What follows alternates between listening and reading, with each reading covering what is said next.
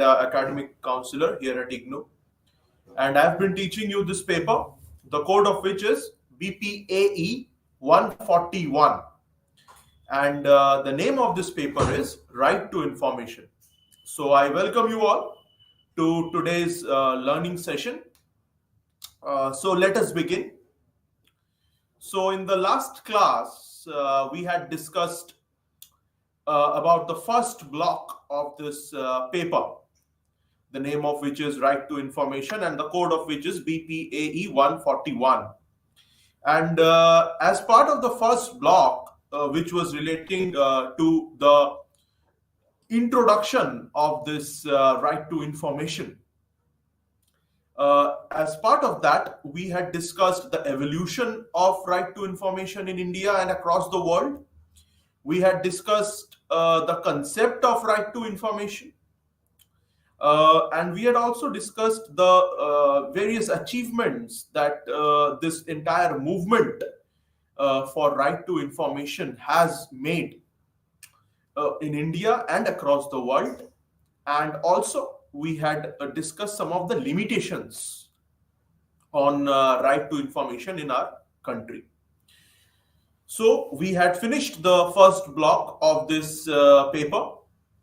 And now, moving on, in today's class, we'll be doing the second block of this paper.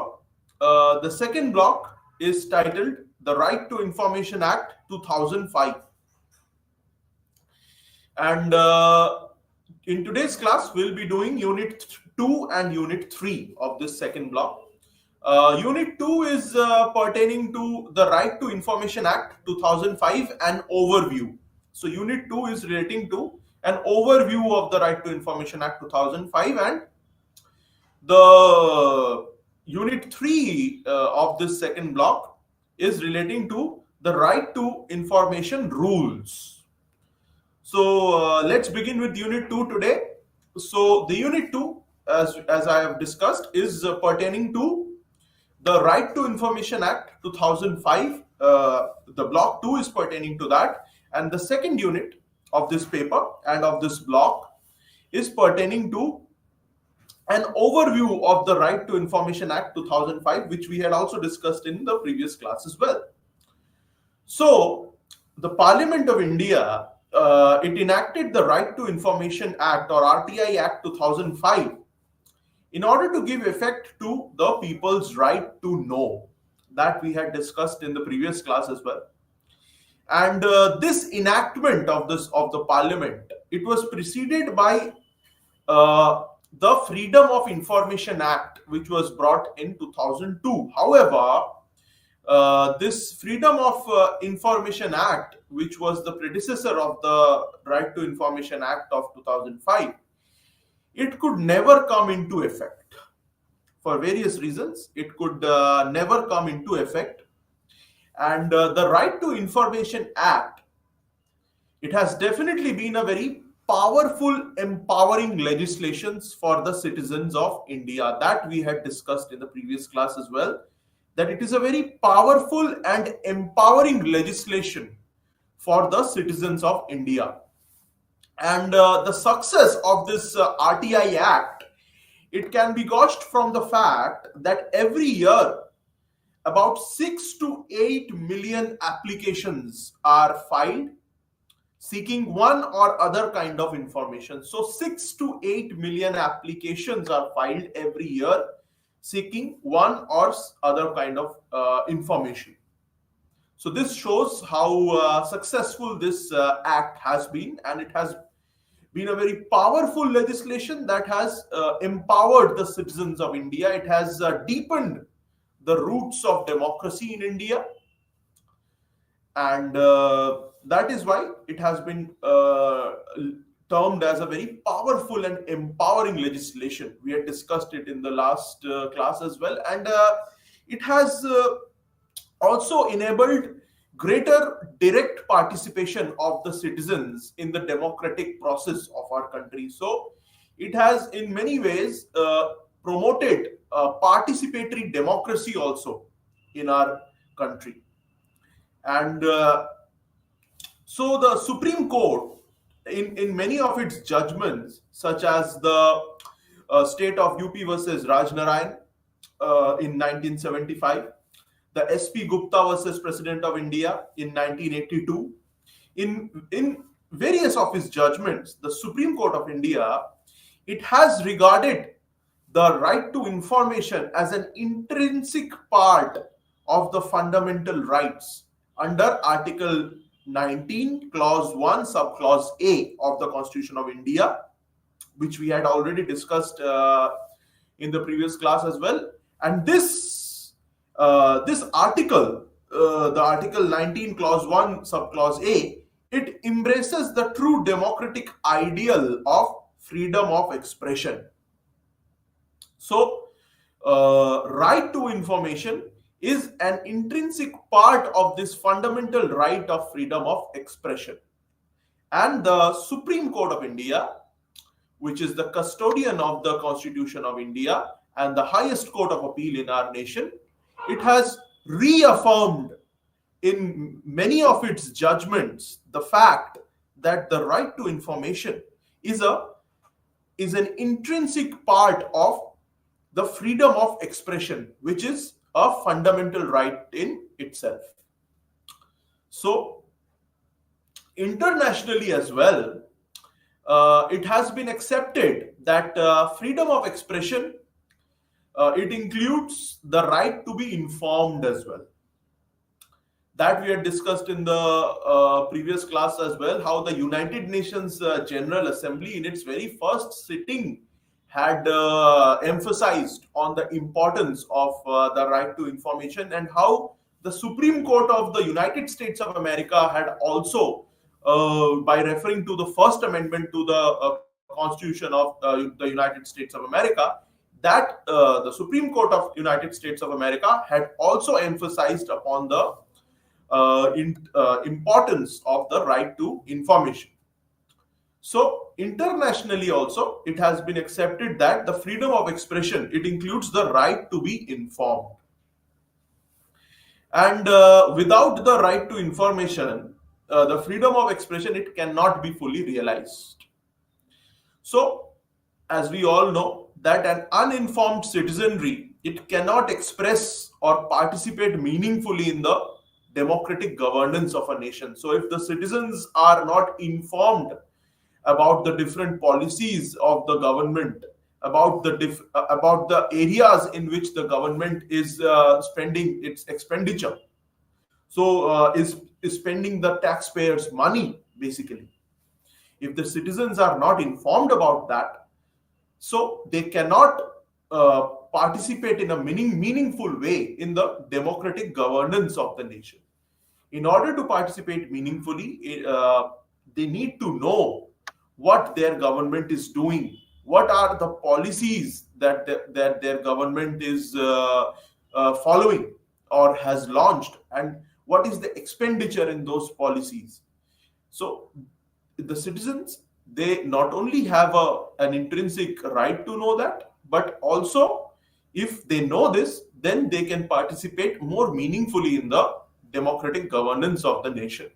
Otherwise, democracy will only remain a very formal term. It will never get to the grassroots of the nation.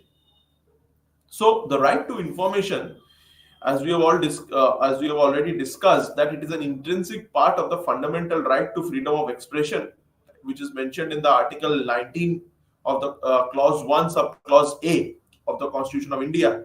And it is not a new right that has been conferred on the citizens. It was already there in the Constitution. So, the essence of democracy is that each individual citizen is a sovereign in her own right. So, each individual citizen is like a sovereign and has his or her own rights, which cannot be violated. If those rights are violated arbitrarily, then we can say that that country or that nation is not a democracy in its true essence.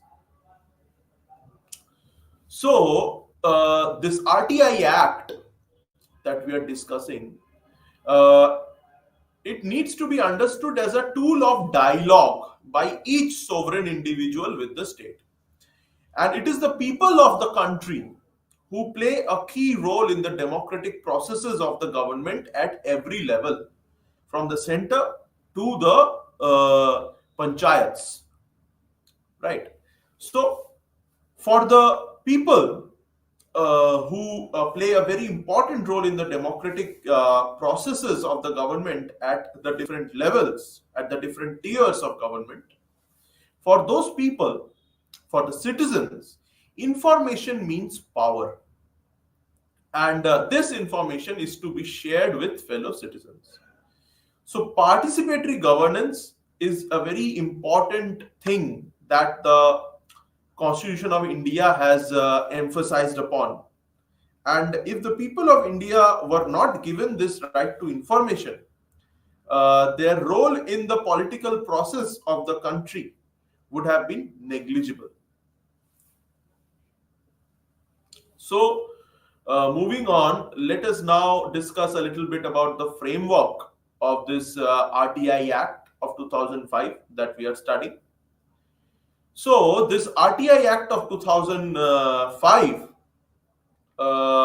which came into enforcement from 12th October 2005 onwards, it contains a preamble, it contains 6 chapters, 31 sections, and 2 schedules. So, it's quite elaborate. Now, let us discuss the extent and commencement of this act. So the section 1 of this act, it contains a short title and the extent and commencement that we are discussing right now. And this section 1 of this RTI Act, it clearly states that this act may be called the Right to Information Act 2005. And this act, it came into operation with effect from 12th October 2005. After it was passed by the Parliament of India on the 12th of May 2005. And this act, it received the assent of the Honorable President of India on the 15th of June 2005.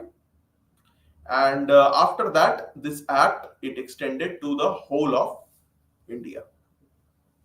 Now, section 2 of this act, it includes the definition clause of this act. And this section, the second section of this act, it defines the meaning of the important terms that have been used in the body of the text of this act.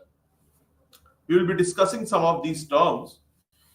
Now, the section 2, subsection F of this act. So, section 2F of this act, which includes the meaning of information. So we are discussing right to information. The section 2 clause F of this act, it includes the meaning of the term information. So information, it means any material in any form which exists with a public authority. And the information has to exist in the material form, such as records, documents, memos, emails, opinions, advices, press releases, circulars, orders, logbooks, contracts, reports, papers, samples, models, data materials, which are held in any electronic form. So it has to exist in some material form, this information. And this information, it also covers legal and other opinions received by the public authorities as well. So the list given in this section 2F is only illustrative. Now, the RTI Act, it suggests an important principle regarding private bodies. So, information relating to any private body which may not be covered by the definition of public authority, which is given in section 2H, it can be obtained through a public authority if the law allows the public authority to access it. So this is what this RTI Act explicitly states. Moving on, so if you give an example, say information about a private bank, it can be obtained from the regulator of all banks, that is RBI, if the law requires the information to be filed. So if the law of the RBI requires the information of the of that private bank to be filed, then only that information can be obtained. The next example can be, say, information about a private unaided school, a school which is not aided by the government, from the education department. It can be provided, it can be obtained only if the law requires that information to be filed by the education department. Information about a public limited company from the registrar of companies or from the Securities and Exchanges Board of India, SEBI. It can be obtained only if the law empowers these bodies to ask that public limited company about it. Also, say information about a cooperative society. It can be obtained from the registrar of cooperative societies only if the law requires the registrar of cooperative societies to file that information. Let's say information about trusts. It can be obtained from the charities commissioner. The information about various banks, including private banks, can be obtained from RBI. We've already discussed that. Now, since the inception of this act, the Right to Information Act, there has been a controversy whether file noting should be covered within the purview of this act or not. And even an amendment was proposed to take out file noting from the purview of the RTI Act soon after this act became operative. But succumbing to civil society pressure, a cabinet note was released on the 23rd of June 2009. And this cabinet note, it stated that file noting can be disclosed except file noting containing information exempt from disclosure under Section 8 of the RTI Act. So in Dr. R.K. Garg versus Ministry of Home Affairs, it was held that noting of a confidential file should be disclosed only after giving opportunity to the third party, such as the officers writing those notes, to be heard. Because the public authority, it holds the information on behalf of the citizens. So that is what the court held in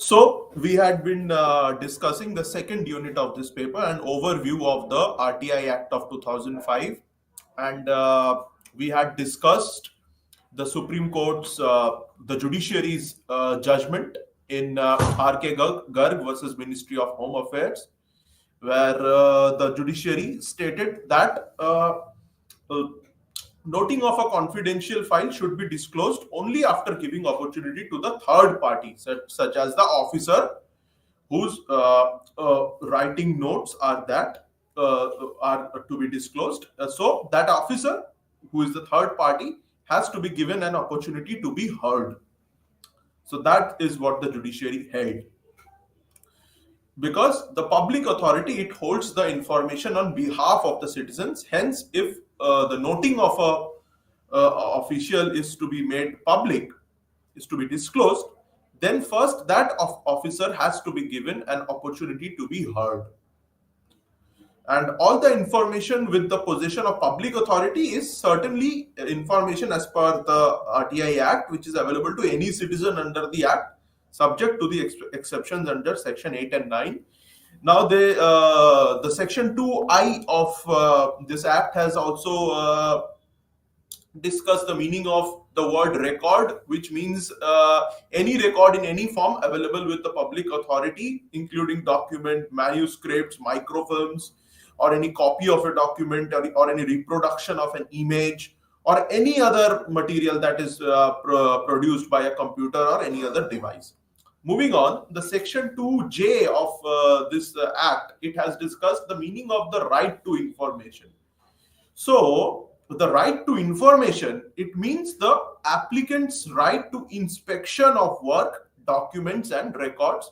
It also includes taking notes, extracts or certified copies of the documents or records. And it also includes taking certified samples of material and obtaining information in the form of discs, floppies, tapes, or video cassettes, or in any other electronic mode through printouts as well, if that information, say, is stored in a computer. So this information, it shall be provided subject to the provision of Section 7, Clause 9. This is what Section 2J of this Act says. This Act has also described public authority as well, Section 2H of this Act. And public authority, it means any authority or body or institution of self-government which is established or constituted by the Constitution of India or by any other law made by the Parliament or any state legislature, or by any notification issued or order made by the appropriate government. And it also includes any body owned, controlled, or substantially financed by the government, or any NGO as well, which is substantially financed directly or indirectly by funds which are provided by the appropriate government. So this term public authority, it has been defined very widely to include all governing structures, legislatures, and judiciary. So it includes any authority or body which is considered as government, which means all ministries and their attached departments, municipal bodies as well as panchayats, so urban local bodies and rural local bodies as well. It also includes the courts, the Supreme Court and the High Courts and the district courts. It also includes the UPSC, the public sector undertakings like nationalized banks, LIC, UTI, etc., and also the deemed universities which have been created by specific notifications are also public authorities as per subclause H, clause D. So this is the definition. And further, subclause D, clause 1 and clause 2 of subclause D, they include aided schools and colleges are also public authorities under subclause D, clause 1 and 2. And if there are government nominees on the boards of companies or trusts or NGOs, this also can be considered as public authority. So it is worth noting here that the establishment of the parliament or the state legislatures or the judiciary or the honorable president of India and the governors of the states, they have also been brought under the surveillance of the citizen. So they are now also directly answerable and accountable to the citizens. So this is why this act has been termed as a very powerful and empowering legislation that has further increased the participation of the common citizens in the governance process. So this has ushered in a new era of participatory democracy in our country. We can say that.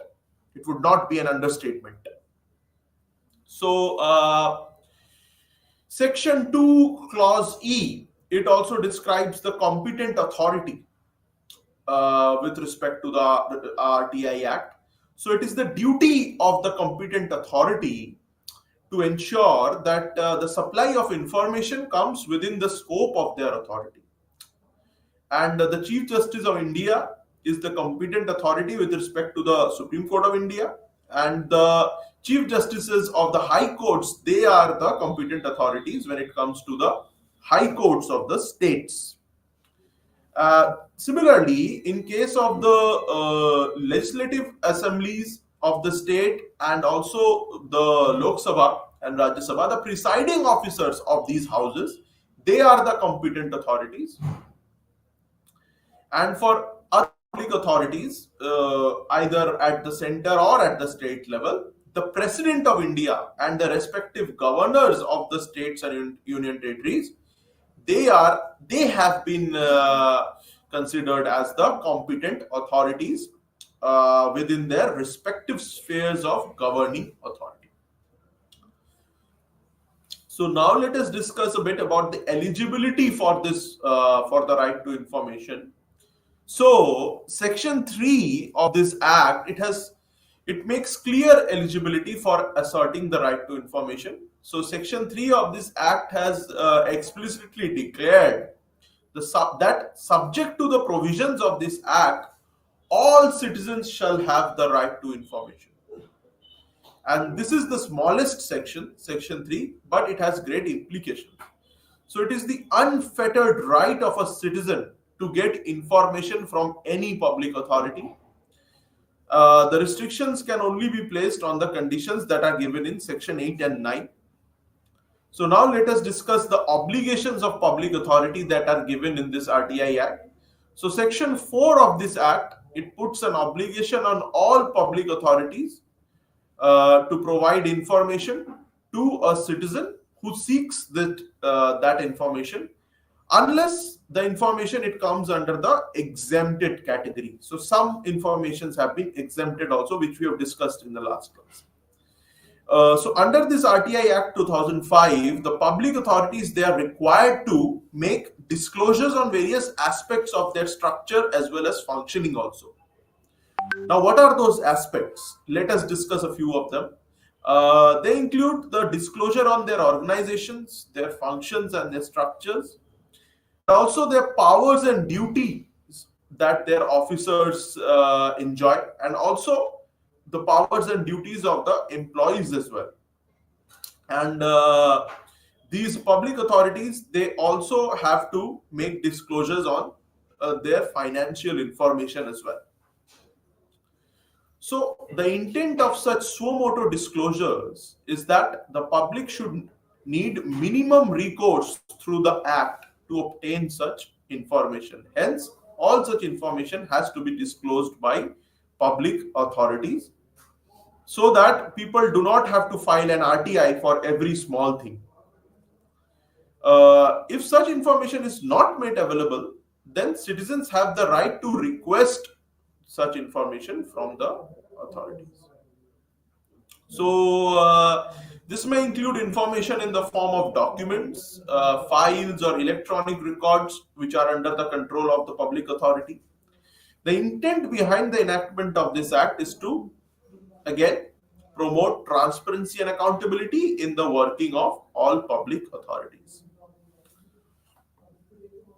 Now let us discuss some of the authorities under this act, under this RTI Act. So the most important authorities under this act are the public information officers. So section 5 of the RTI Act, it requires all public authorities to designate as many public information officers or PIOs as may be necessary to provide information, and these PIOs, they are to be assisted by assistant PIOs or assistant public information officers. So the public authority is also required to ensure that these assistant public information officers, they are designated at different subdivisional or sub-district levels for the purpose of receiving applications of RTI, and also for forwarding these applications to the public information officers for necessary action. So this has been clearly prescribed as under this act. This act has also explicitly prescribed the constitution of central as well as one state information commission. So section 12 and 15 of this RTI Act, it makes provision for central and state information commissions, and each commission shall consist of one chief information commissioner and some other information commissioners, which should not exist 10, should not be more than 10. So these information commissioners, they are appointed by the president or the governor of the state on the recommendations of the 3-member committee. At the central level, this committee consists of the Honorable Prime Minister of India. At the state level, it consists of the Chief Minister and also a cabinet minister nominated by the Prime Minister in the case of the center, and Chief Minister in the case of the state. And also the leader of opposition at the center as well as in the states, they are also to be included in this 3-member committee, which would appoint these information commissioners. So, in the absence of a designated leader of opposition, the leader of the largest opposition group in the House shall be the 3rd member of the committee, according to this act.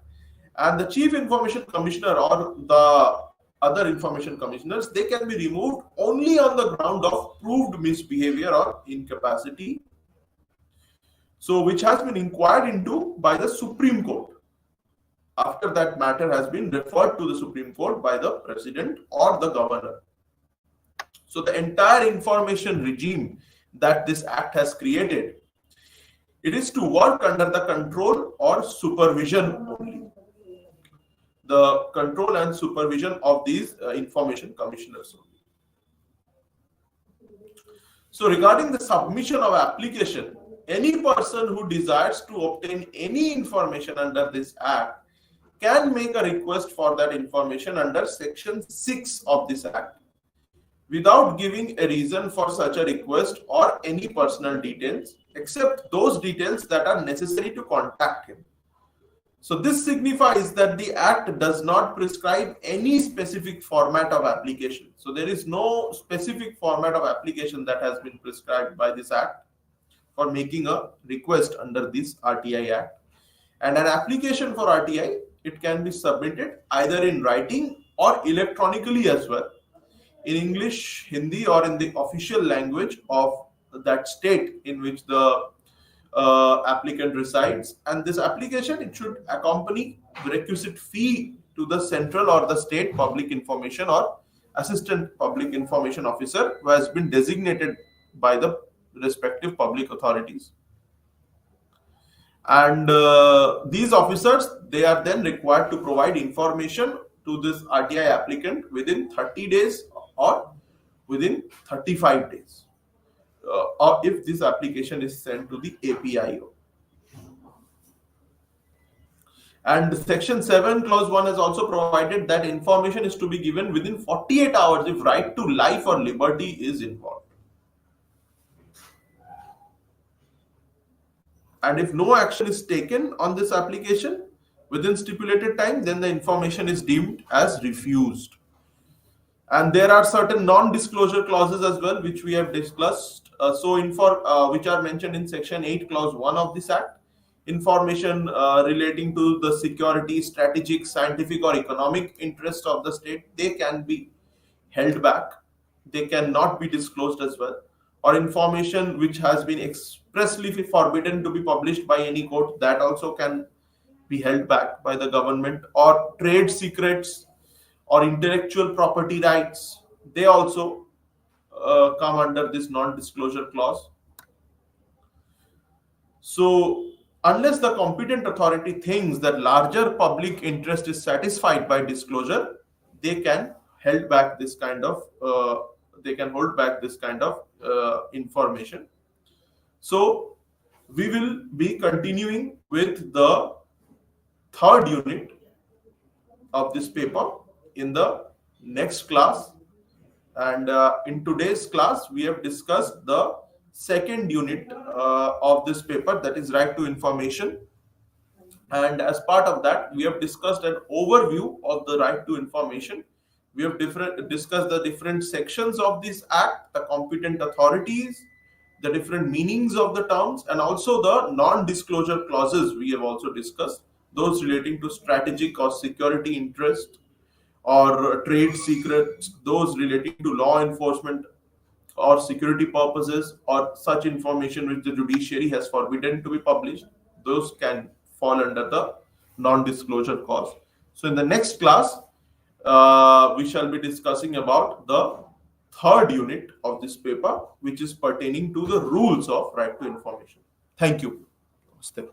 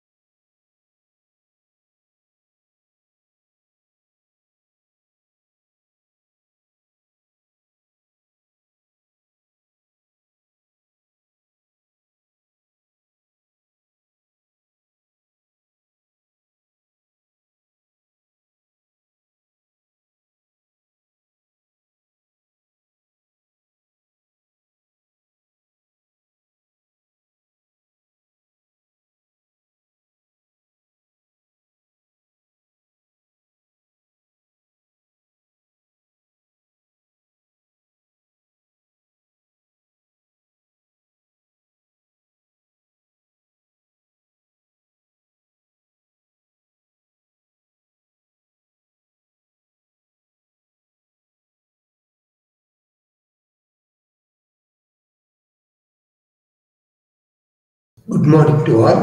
I'm doctor Krishna, academic counsellor in sociology.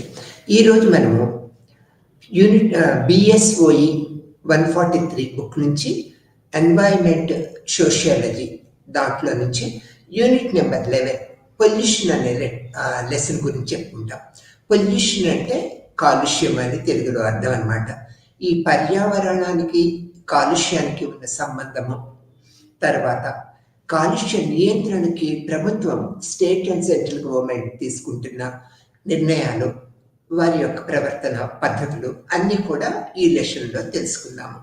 ఈ యొక్క unit number 11 పొల్యూషన్లో పర్యావరణానికి కాలుష్యానికి ఉన్న దగ్గర సంబంధము ఎలా ఉంది అనే దృక్పథాన్ని మనం ఇక్కడ తెలుసుకోవాల్సిన విషయంగా చెప్పుకుంటాం. పర్యావరణము అనేది సాధారణంగా మానవులు నివసిస్తున్న, పనిచేస్తున్న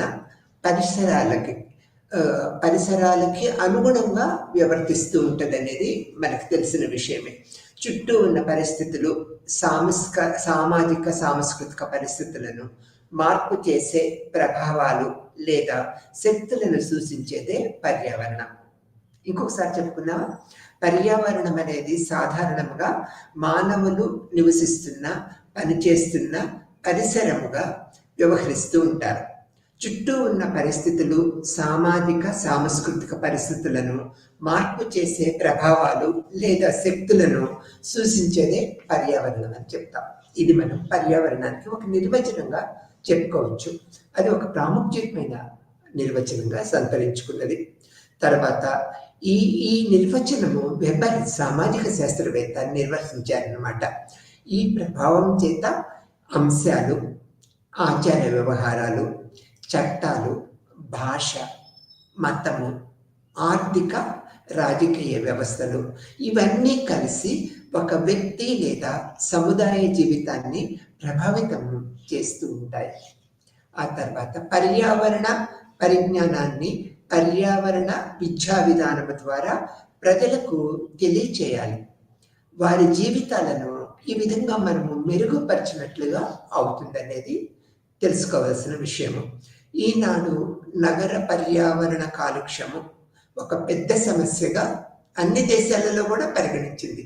ఈ నగరాలతో పాటు గ్రామీణ పర్యావరణ కాలుష్యం కూడా ప్రస్తుత పరిస్థితుల్లో ఒక పెద్ద సమస్యగా పరిగణించింది అనేది మనం గుర్తిస్తూ ఉన్నాం. గ్రామ ప్రాంతాల్లో చూసినా కూడా ఈ యొక్క ఊహించిన దానికంటే ఎక్కువ మోతాదులో ఈ పర్యావరణ కాలుష్య సమస్య మన దేశంలోనే కాదు, అన్ని దేశాలలో నగరాలను, పట్టణాలను నిరంతరము పీడిస్తూనే ఉన్నది.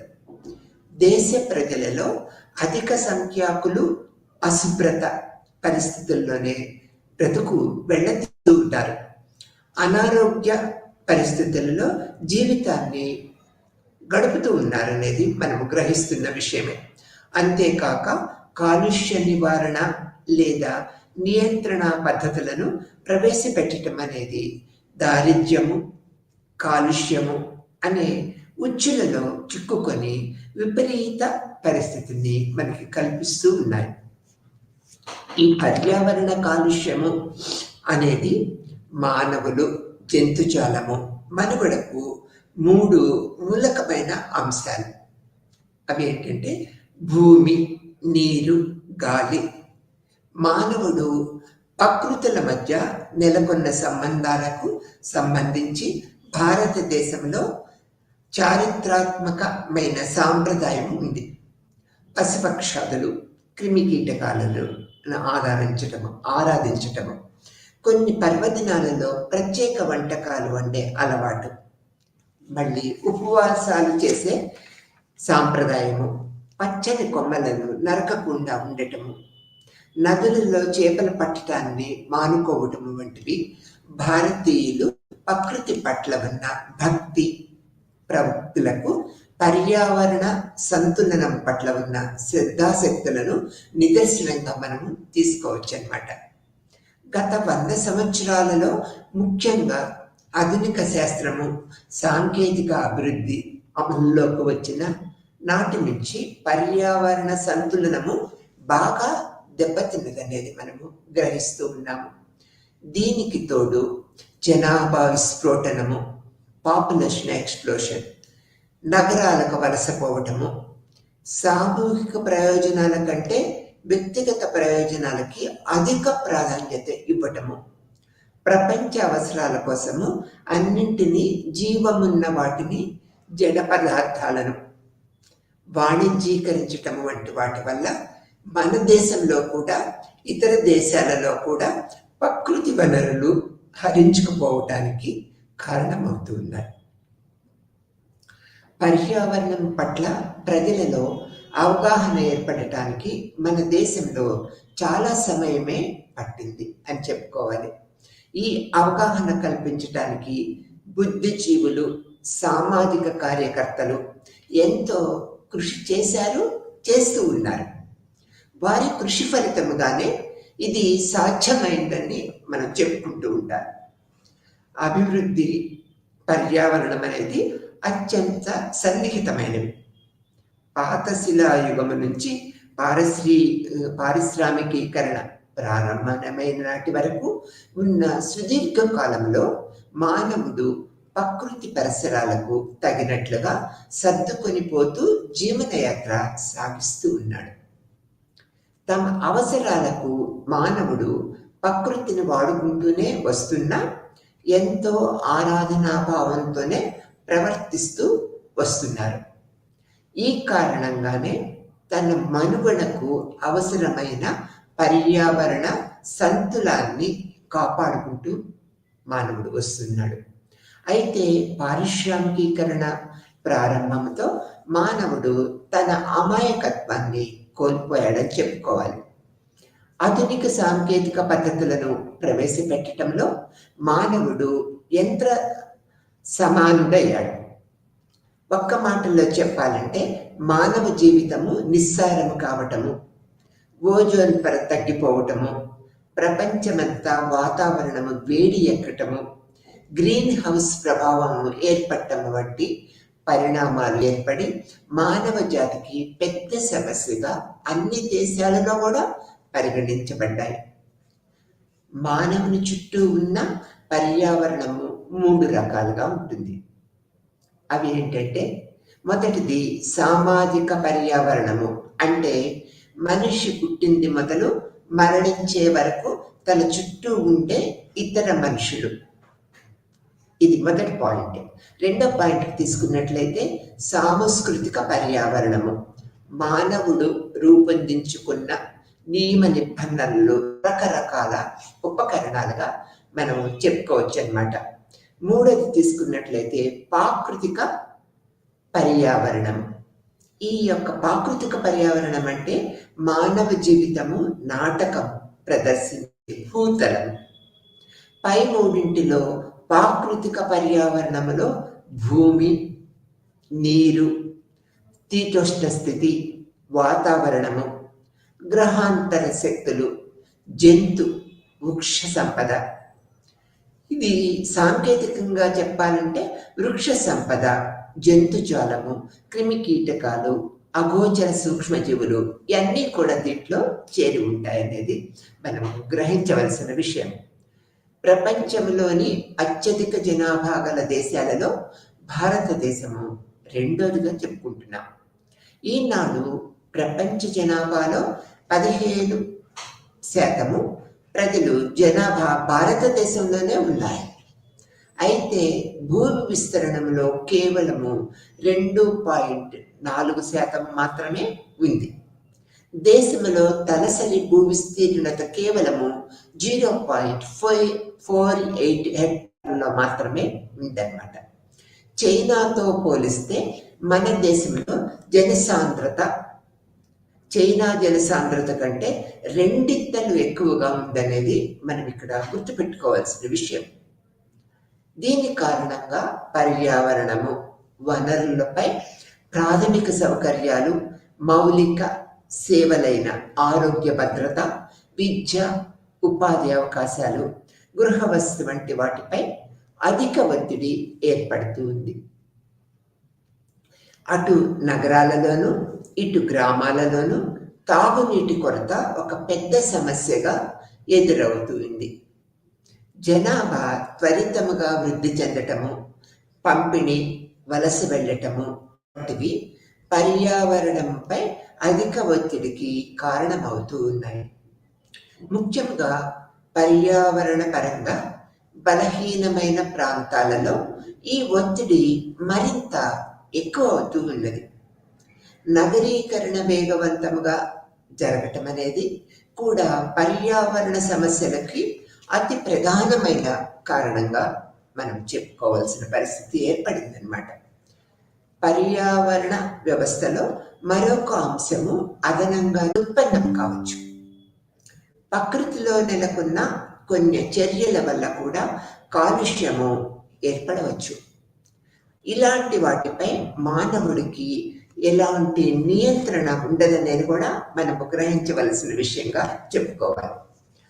ఆర్థిక వ్యత్యాసాలతో పాటు అనేక సమస్యలు ఈ పర్యావరణం వల్ల మనకి కలుగుతూ ఉంటాయి.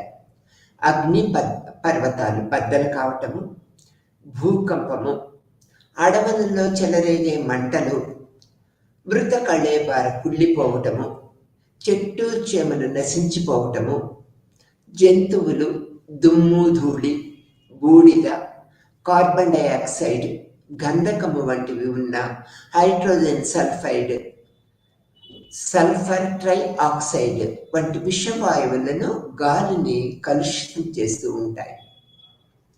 ముఖ్యంగా వరదలు సంభవించినప్పుడు భూమి కోత ఏర్పడటము, భూమిలోని క్షారాలు అన్ని నీటిలో కొట్టుకుపోవటము జరుగుతూ ఉంటుంది. వరద నీటి వల్ల చెట్టు చేమలు కూకటి వేళ్లతో కూలిపోవటము, ఎన్నో జంతువులు చనిపోవటము జరుగుతూ ఉంటుంది. ఇలా వరద నీటిలో కొట్టుకుపోయిన జంతు మృత కళేబరాలు కుళ్ళి నశించి నీటిని కలుషితం చేస్తూ ఉంటాయి. వరదలు భూమిపై పొరను తొలగించడం ద్వారా భూమి కూడా నిస్సారంగా తయారవుతూ ఉంటుంది. పెరుగుతున్న జనాభా, పారిశ్రామికీకరణ, నగరీకరణలు తీవ్రమైన పర్యావరణ సమస్యలని నిరంతరము కలిగిస్తూ ఉంటాయి.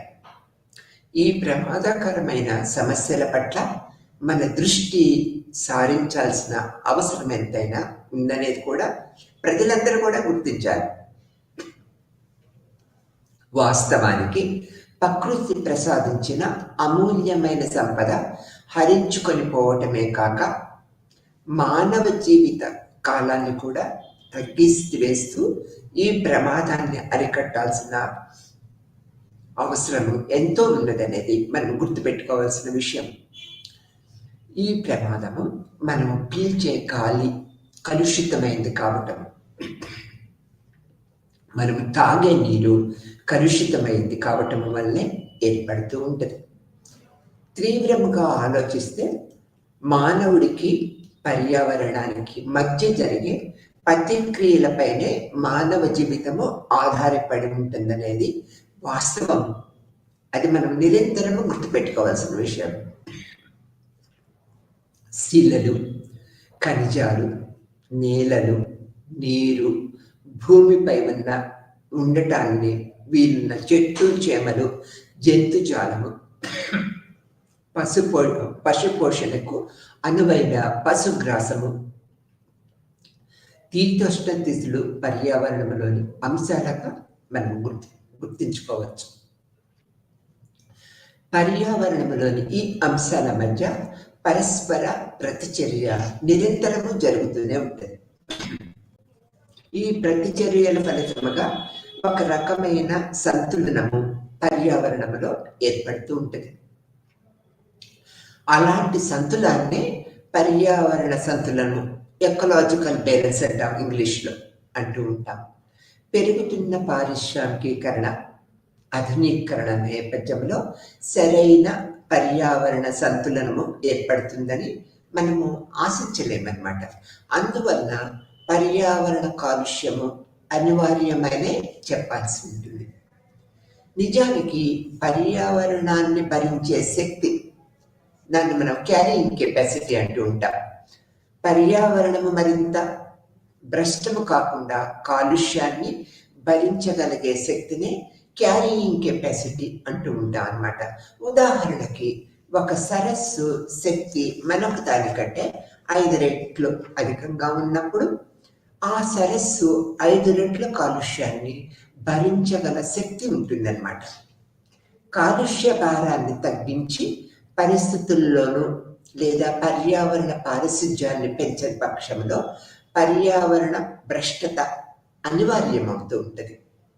సమాజ వనరులను నిరుపయోగం చేయటము, దుర్వినియోగం చేయటం వల్ల మానవ చర్యలు ప్రకృతులకు మధ్య ఉన్న సంతులనము దెబ్బతింటూ ఉంటుంది. పర్యావరణ కాలుష్యము వల్ల మానవ జాతి సంక్షేమము, ప్రగతులకు ప్రమాదం ఏర్పడుతూ ఉంటుంది. పరిశ్రమల నుంచి వెలువడే ఈ యొక్క నిర్గతలు, పొగ, మురుగునీరు, వ్యర్థ పదార్థాలే పర్యావరణాన్ని నిరంతరము కలుషితం చేస్తూ ఉంటాయి.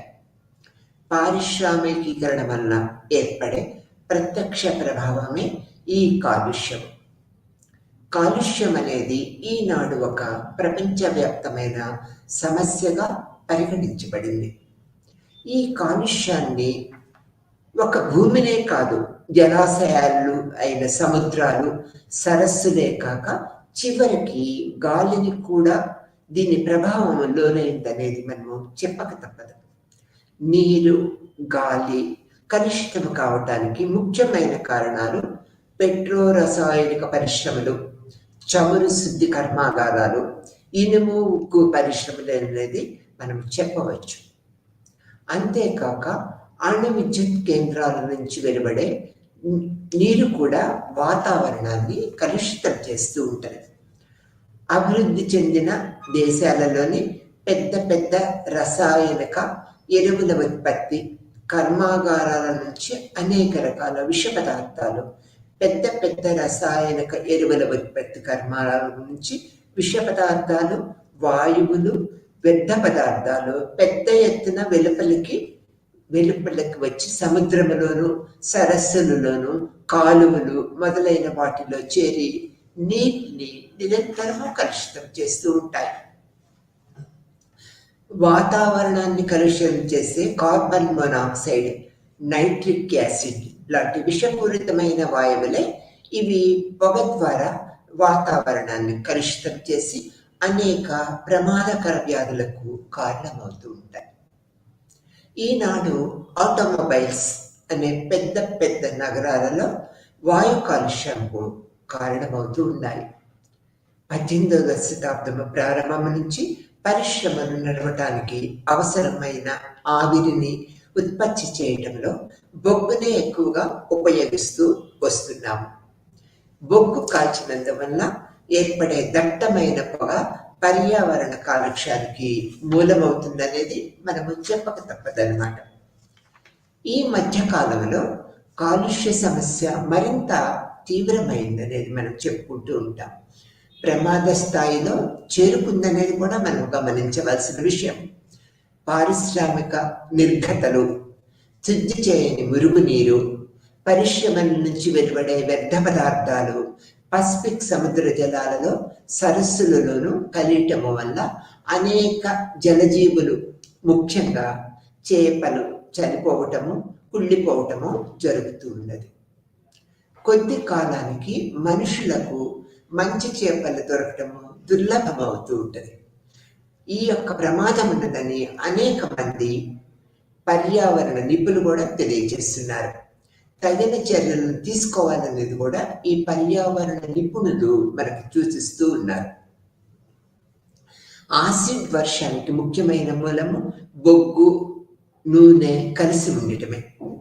దీనివల్ల వాతావరణము ఆమ్లీకరణ చెందుతూ ఉంటుంది.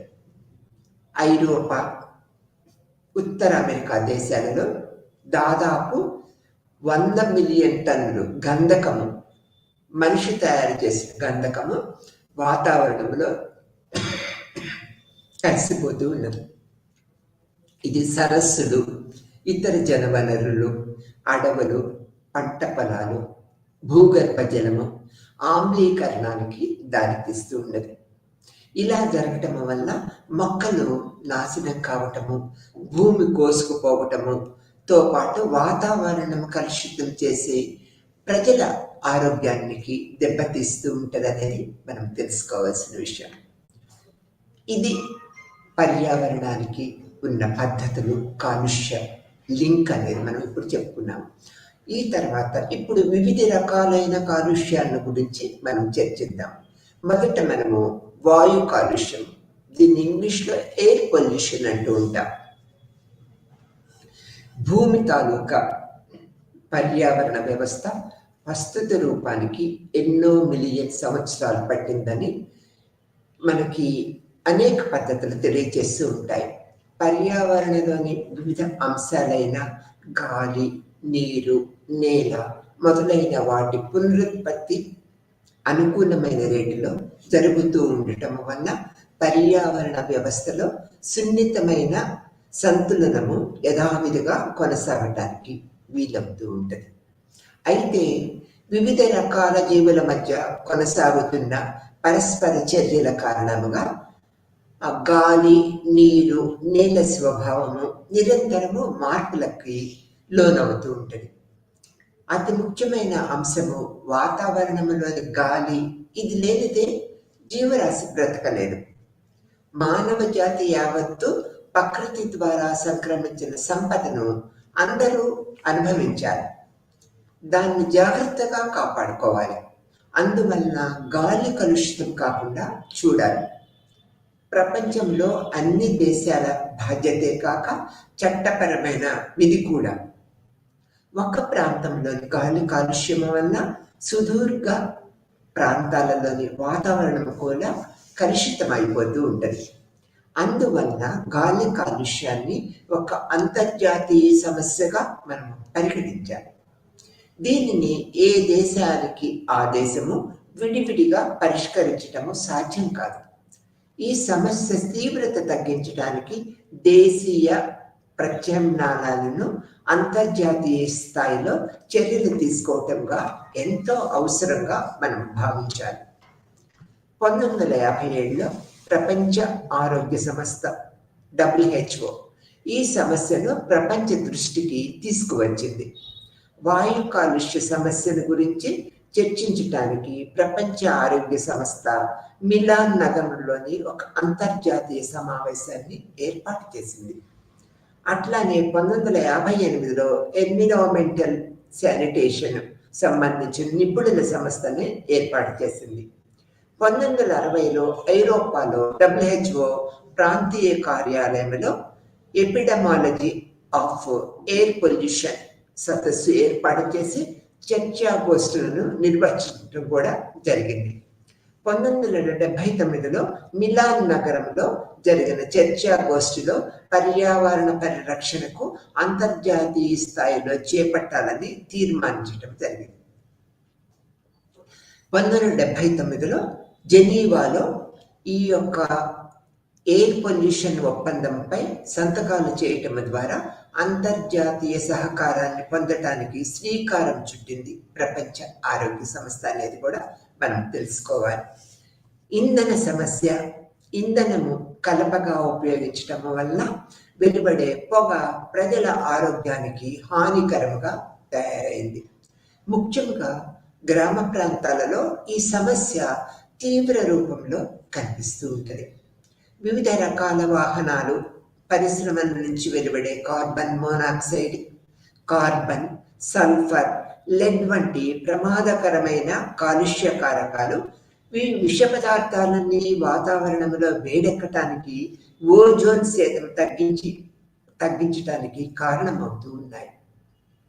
వీటి వల్ల చర్మ వ్యాధులు, క్యాన్సర్, ఊపిరితిత్తులకు సంబంధించిన అనేక సమస్యలు ఏర్పడుతూ ఉన్నాయి.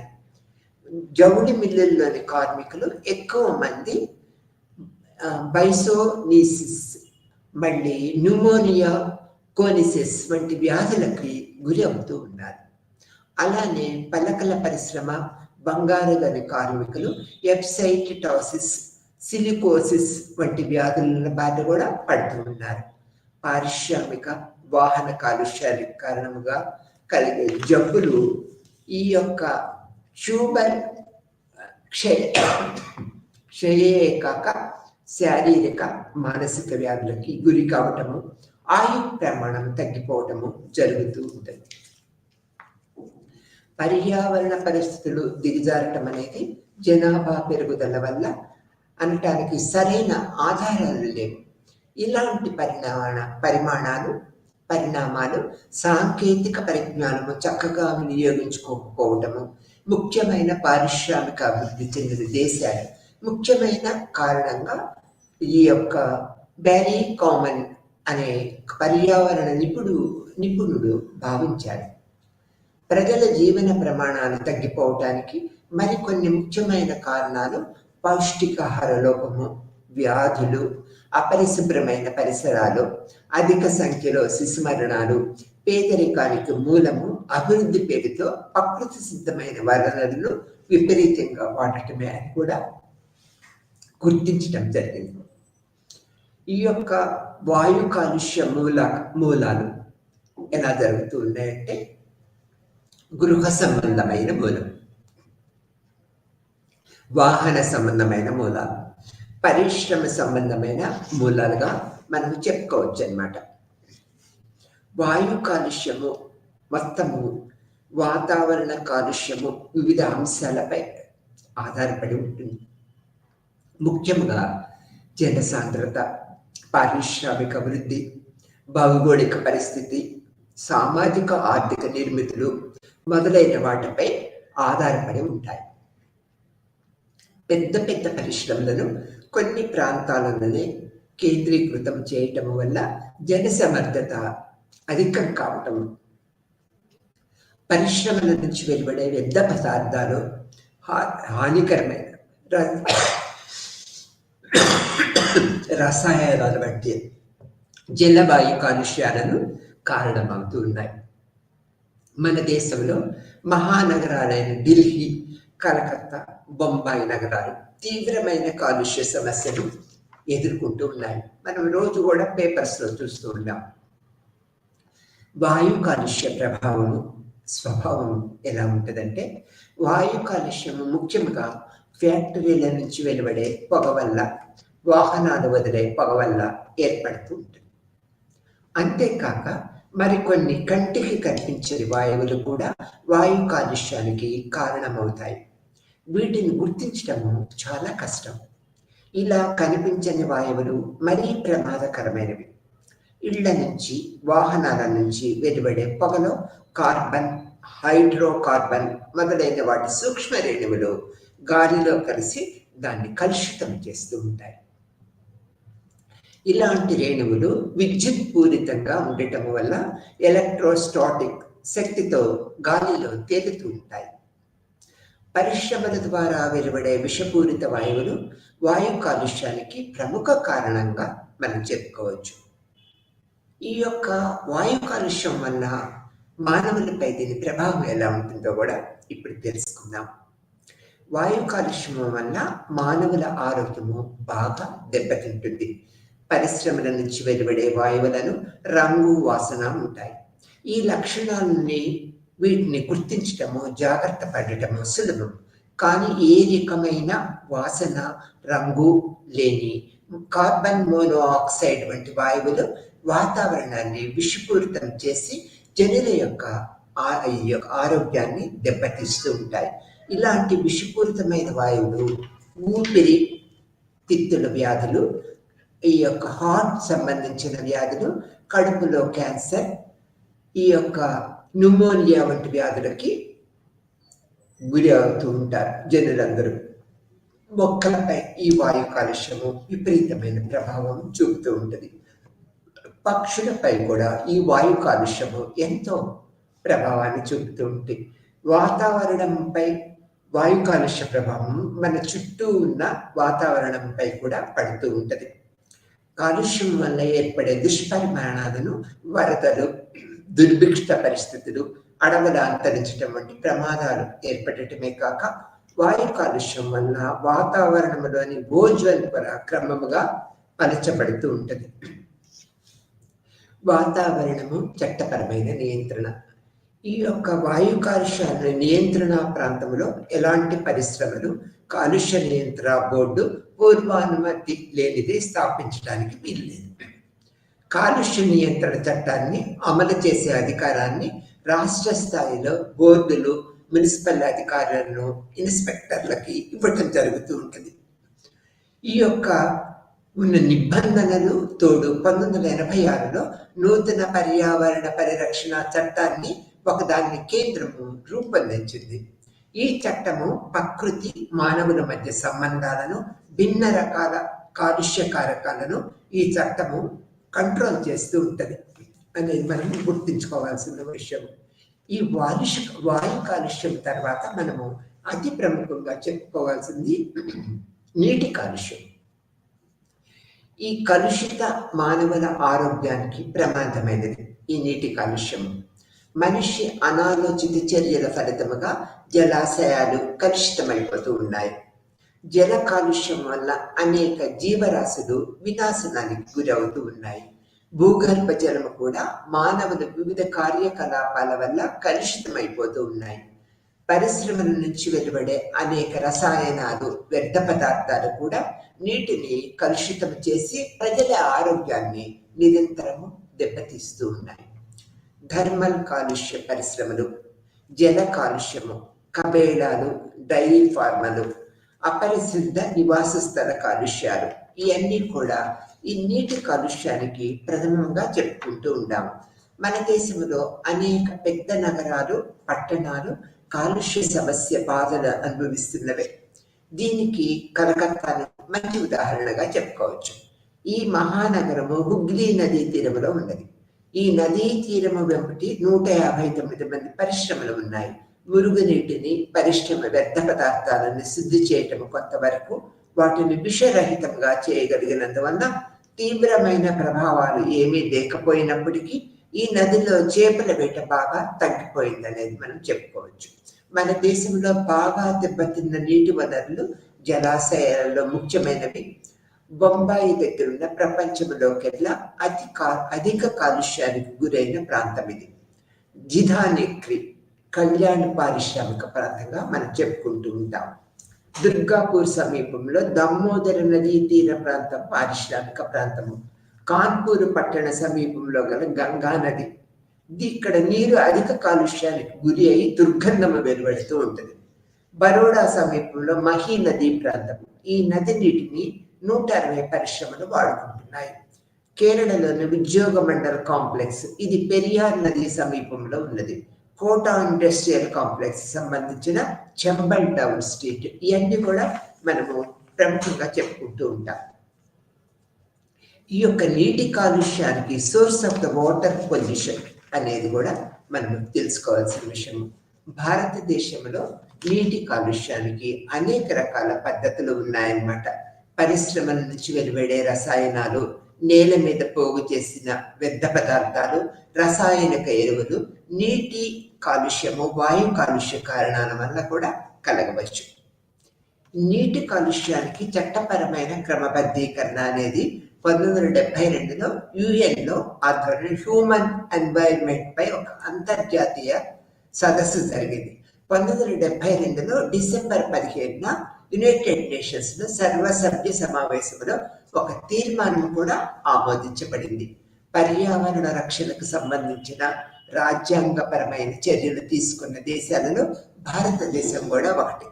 భారత రాజ్యాంగంలో పర్యావరణ పరిరక్షణ ప్రతి రాష్ట్రము మౌలిక బాధ్యతని సృష్టం చేయగా, ఈ యొక్క అంతేకాక ఆరోగ్యకరమైన వాతావరణాన్ని కల్పించటము, కాపాడుకోవటము, దానికోసం అడవులను కాపాడటము, సరస్సులు, నదులు కలుషితం కాకుండా కాపాడటం వంటివి వాటిని ప్రభుత్వ బాధ్యతగా గుర్తించడం జరిగిందనేది మనం చెప్పుకోవాలి. ఆ తర్వాత మనము ఈ యొక్క వాయు నీటి కాలుష్యాలతో పాటు శబ్ద కాలుష్యం అనేది ప్రముఖ పాత్ర వహిస్తూ ఉంటుంది. శాస్త్ర సాంకేతిక అభివృద్ధి జరగటం వల్ల, అతి వేగంగా నడిచే రవాణా వాహనాలు తిరగటం వల్ల ఈనాడు శబ్ద కాలుష్యము వివిధ దిశలలో కూడా వ్యాపించింది. బిడ్డ పుట్టినప్పటి నుంచి శబ్ద కాలుష్యానికి గురవుతూనే ఉన్నారు.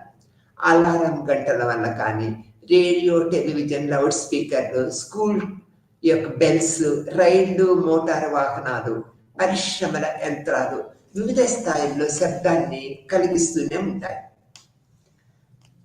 శబ్దం అధికంగా ఉండటము హృదయం మీద మానసిక వ్యాధులకి దారి తీస్తూ ఉంటది.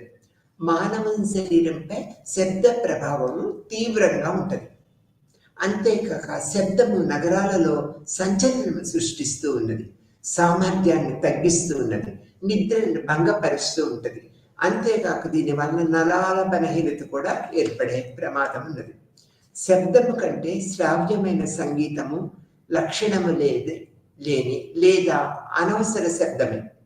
శబ్ద స్థాయిని బట్టి అది మంచిదో కాదో చెప్పటము జరుగుతూ ఉంటది. యువతరములో ఆమోద్యయోగ్యమైన ఆధునిక వాద్యాల వల్ల కూడా వెలువడే శబ్దము వయస్సు మళ్ళిన వారికి, అనారోగ్యంతో బాధపడుతున్న వారికి ఆహ్లాదాన్ని కలిగించకపోగా ఆందోళనకి కారణమవుతుంది. శబ్ద కాలుష్యానికి మూలము పరిశ్రమకు సంబంధించినవి పరిశ్రమేతర మూలాలు. పరిశ్రమల ద్వారా ఏర్పడే శబ్ద కాలుష్యం ఈ యంత్రాలు పనిచేస్తున్నప్పుడు సమయంలో పెద్ద శబ్దము వెలువడుతూ ఉంటుంది. దీనివల్ల శబ్ద కాలుష్యం ఏర్పడుతుంటది.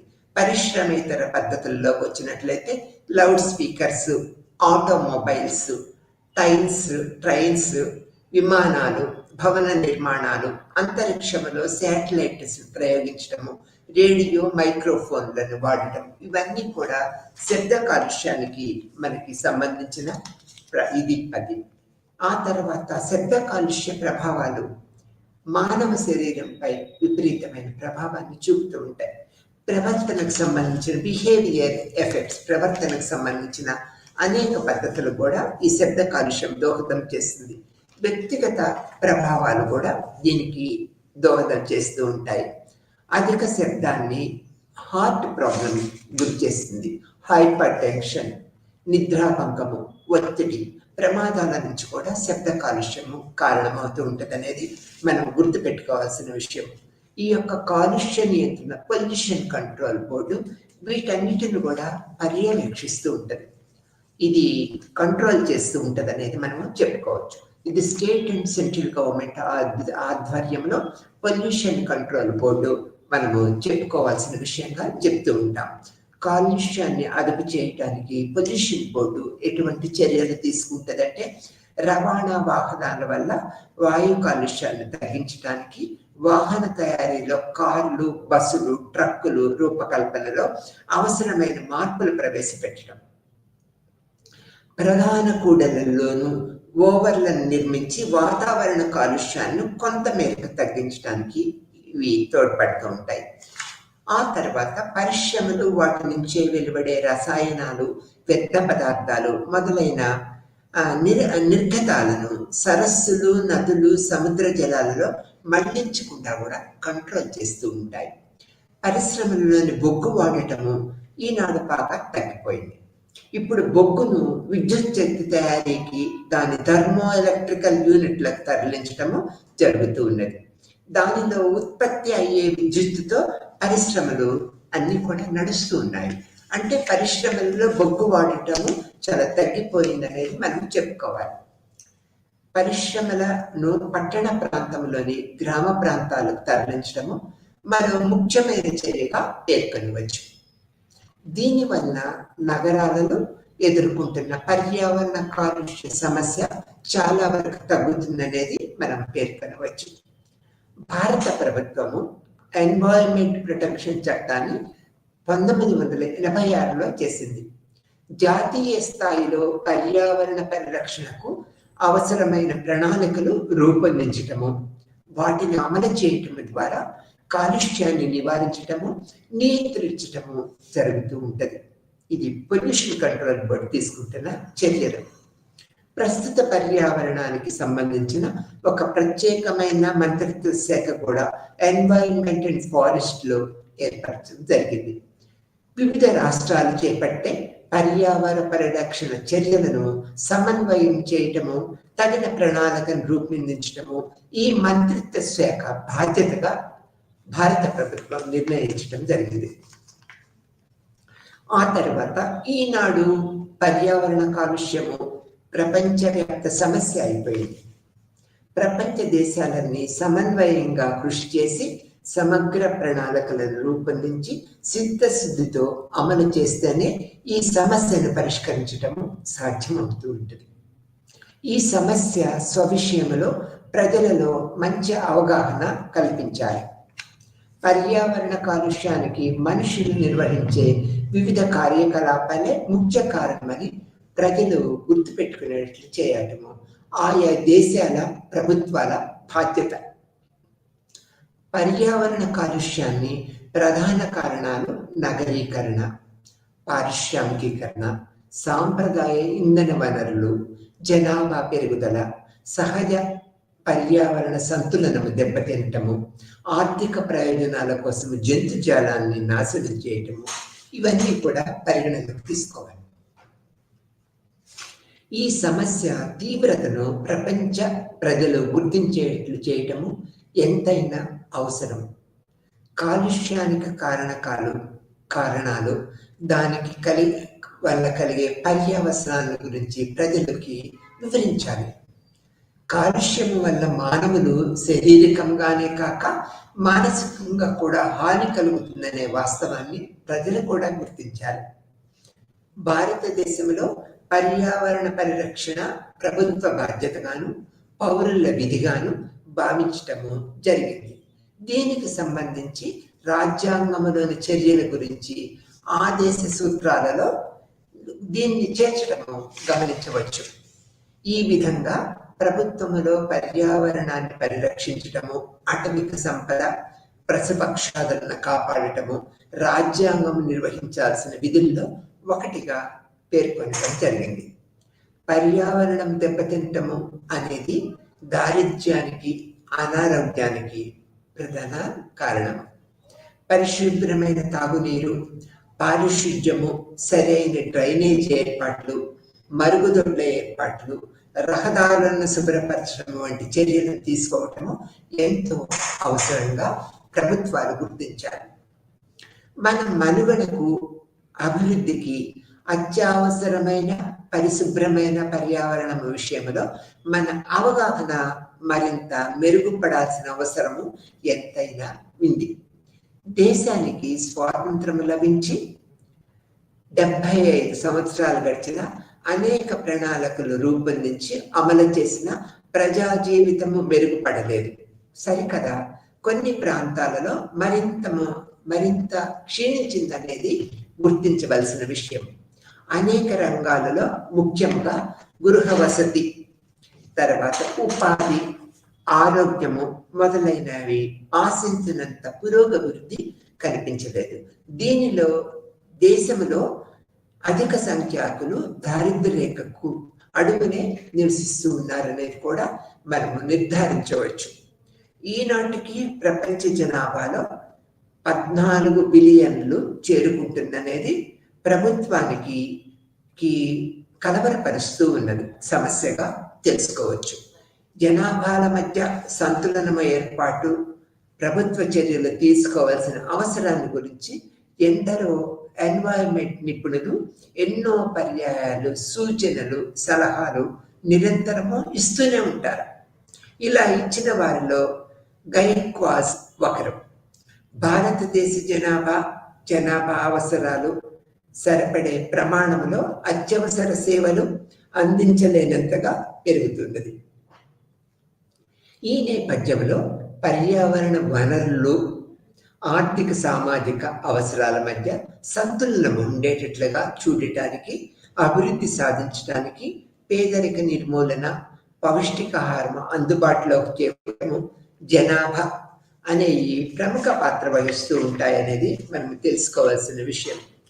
ఈ యొక్క నీటి కాలుష్యము కూడా, సోర్సెస్ ఆఫ్ వాటర్ పొల్యూషన్ కూడా ఎంతో ప్రాముఖ్యతని సంతరించుకున్నది. ఈ యొక్క భారతదేశంలో నీటి కాలుష్యము అనేక మూలాలు, వాటికి ముఖ్యంగా పేర్కొనటం జరిగిందనమాట. ప్రజా ఆరోగ్యం మెరుగుపడటానికి కృషి చేయటం వంటి అంశాలకు సంబంధించి ఒక సంఘటిత కృషి, సమగ్ర ప్రణాళిక ప్రతి దేశానికి ఎంతో అవసరం అనే దృక్పథాన్ని మనం ఇక్కడ గుర్తుపెట్టుకోవాల్సిన విషయం అన్నమాట. ఆ తర్వాత పర్యావరణంలో ఇంధన సంక్షోభము, సాంకేతిక ప్రభావము ఎంతో ఉన్నదనేది కూడా మనం తెలుసుకోవాల్సిన విషయము. మానవాళి నిర్వహించే ఆర్థిక కార్యకలాపాల ప్రభావము ప్రాకృతిక పర్యావరణంపై ప్రగాఢంగా ఉంటుంది. ఈ ప్రభావము సహజ వనరులు తరిగిపోవటము, కాలుష్యం రూపాలలో మనకు కనిపిస్తూ ఉంటుంది. ఇలాంటి వనరుల దురుపయోగాలు వర్తమాన భవిష్యత్ తరాల జీవితాలపై పడే ప్రభావమే కాక నైతిక సమస్యలు తలెత్తడానికి కూడా దోహదం చేస్తూ ఉంటాయి. వనరులు అపరిమితముగా లభ్యమవుతున్నంత వరకు పర్యావరణ సమస్యలు కేవలము సామాజిక సమస్యల్లాగానే ఉంటూ ఉంటాయి. కాలాంతరంలో పర్యావరణం వల్ల, వనరులు దురుపయోగం వల్ల అవి ఆర్థిక వస్తువుల వల్ల రూపాంతరం చెందుతూ ఉంటాయి.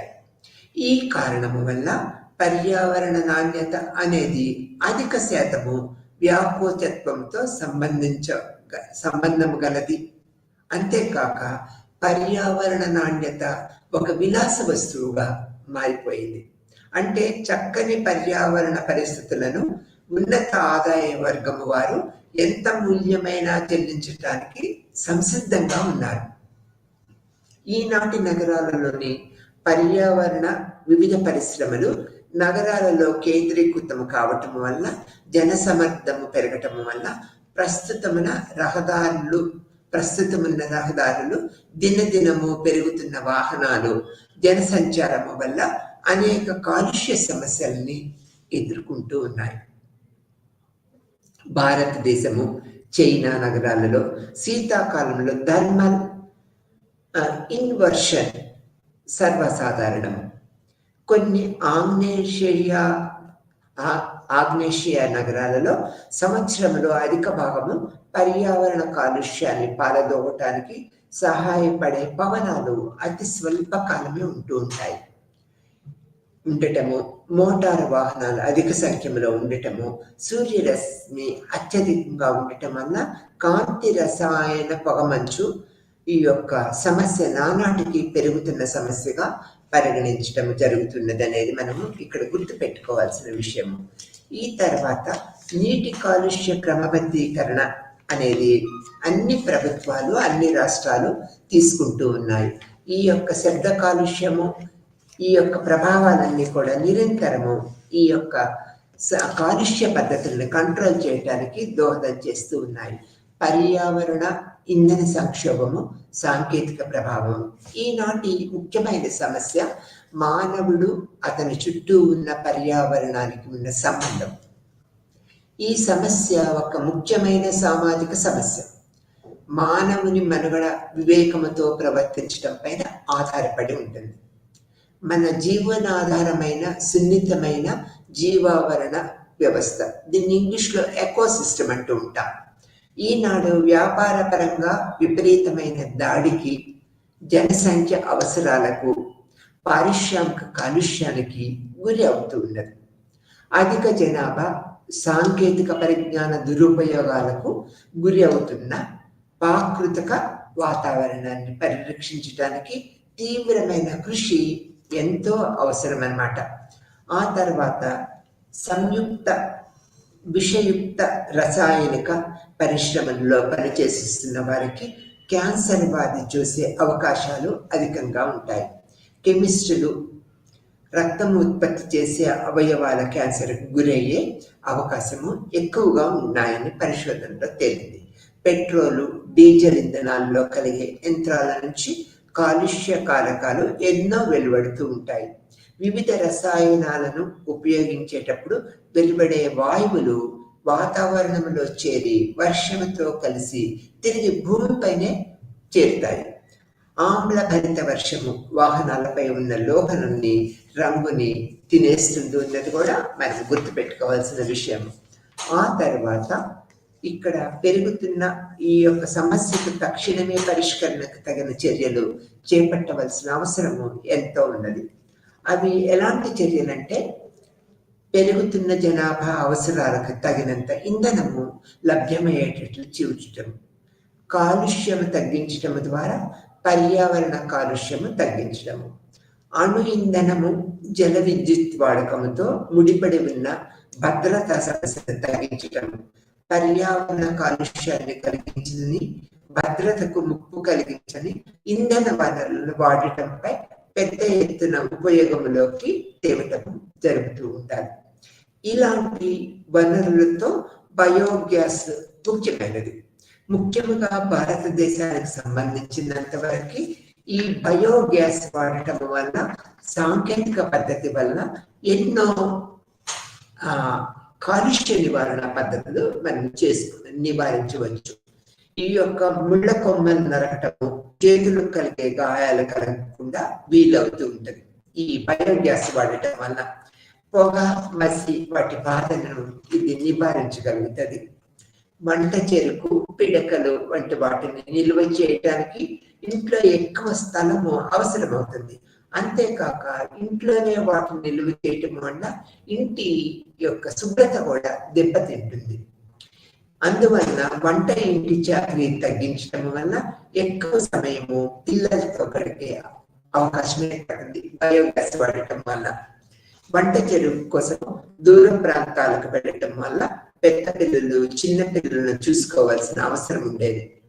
ఈ నూతన సాంకేతిక పద్ధతులను అనుసరించడం వల్ల ఇది వరకు చిన్న పిల్లలను చూసుకునే పెద్ద పిల్లలు బడికి పోగలుగుతూ ఉన్నారు. వంట వండటానికి పట్టే సమయం ఈ నూతన పద్ధతుల వల్ల బాగా తగ్గిపోయింది. వాటి జీవన పరిస్థితుల్లో నుంచి మార్పు వచ్చింది. అంతేకాక పర్యావరణ కాలుష్యాన్ని తగ్గింది. భూమి కోత, చెరువులు, నదుల్లో ఒండ్రు మట్టి చేరటము, వాటి వల్ల కలిగే ప్రమాదాలు కూడా తగ్గిపోయాయని చెప్పుకోవచ్చు. అందుకని అన్ని గ్రామీణ ప్రాంతాలలో కూడా ఈ యొక్క బయోగ్యాస్ వాడటం అనేది ఎక్కువ ప్రభుత్వము ప్రోత్సహించిందనే చెప్పుకోవాలి. ఈ పర్యావరణం కాలుష్యం అవటం వల్ల అనేక రకాల సమస్యలు ఎదుర్కొంటూ ఉన్నాం. ఈనాటి పెద్ద సమస్య మానవునికి, అతని చుట్టూ ఉన్న పర్యావరణానికి మధ్య ఉన్న సంబంధమే. వనరుల ఉపయోగము, దురుపయోగము వర్తమాన భవిష్యత్ కాలాలకు సంబంధించి అనేక నైతిక వాస్తవ సమస్యలు సృష్టిస్తూ ఉంటాయన్నమాట. మానవులు చేపట్టే అనేక సాంకేతిక కార్యకలాపాలు ఇంధన అవసరాన్ని పెంచుతూ ఉంటాయి. బొగ్గు, పెట్రోలియం వంటి ముఖ్యమైన ఇంధన వనరులు మానవ జీవితం అంతా ఇంధనము, పర్యావరణాలే పెద్ద సమస్యగా ఉంటుంటది. ఒక దేశపు సౌభాగ్యానికి నిదర్శనము ఆ దేశ ప్రజలు తలసరి ఇంధన వినియోగమే అని మనకి భావించడం జరుగుతూ ఉన్నది. ఆ తర్వాత పర్యావరణంపై విధులు నిర్వహించడంలో విఫలమైనప్పుడు ఏర్పడే పరిమాణాలు పర్యావరణ సంక్షోభం, ఎన్వైరన్మెంట్ క్రైసిస్,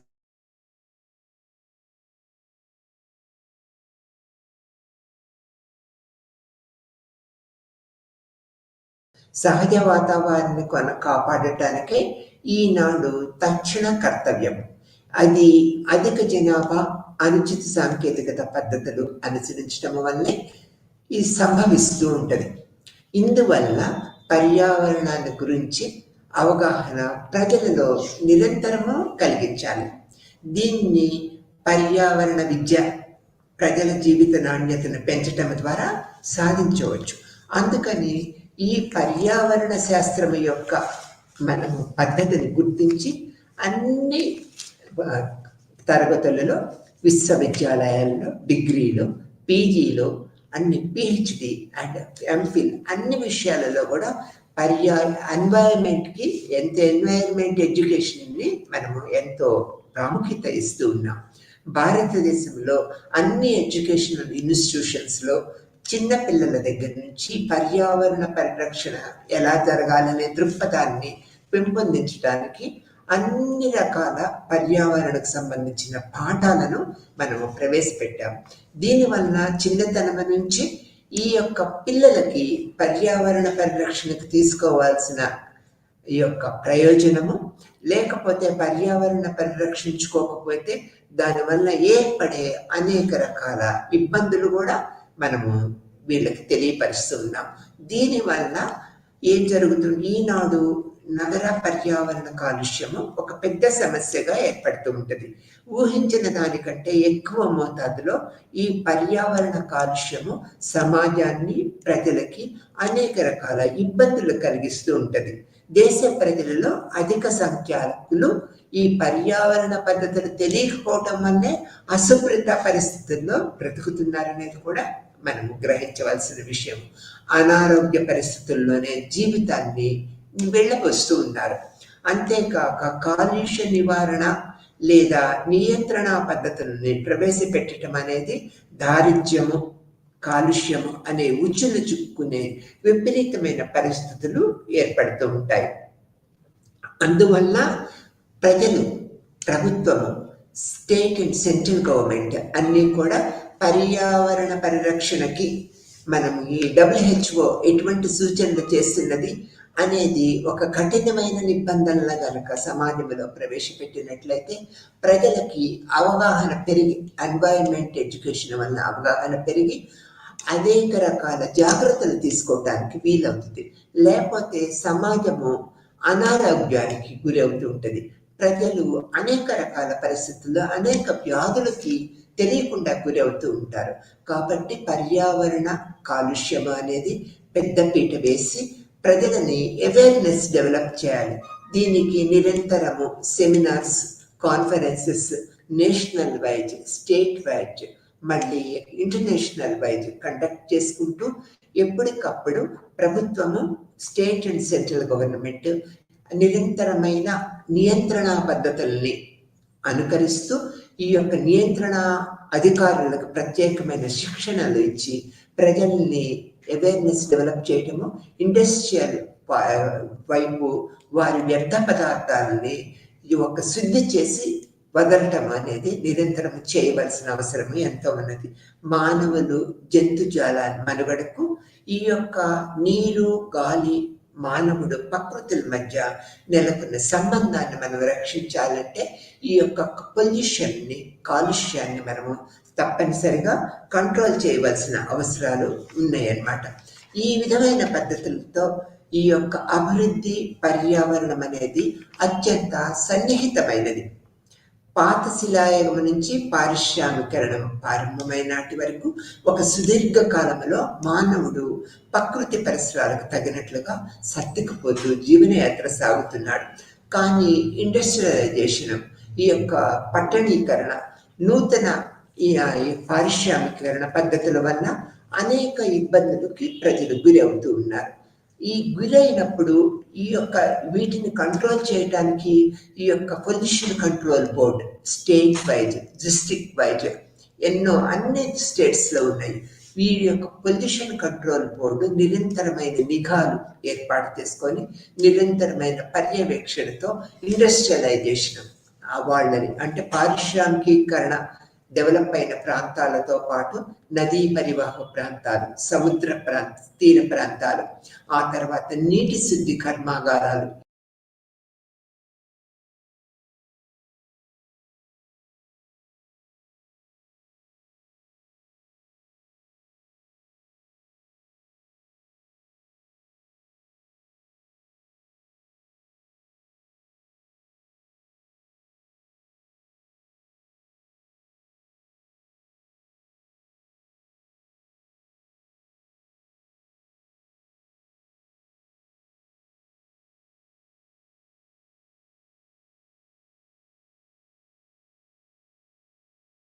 ఎలా ఈ కాలుష్యాన్ని నియంత్రించాలి, స్టేట్ గవర్నమెంట్ పాలసీస్ ఎలా ఉన్నాయి, సెంట్రల్ గవర్నమెంట్ పాలసీస్ ఎలా ఉన్నాయి, ప్రభుత్వం ఎలాంటి నియంత్రణ పద్ధతులను స్వీకరిస్తున్నది, ప్రజలకు ఎటువంటి అవేర్నెస్ కల్పిస్తున్నది అనేది ఈ లెసన్ ద్వారా మనం తెలుసుకుంటున్నాం. నమస్తే.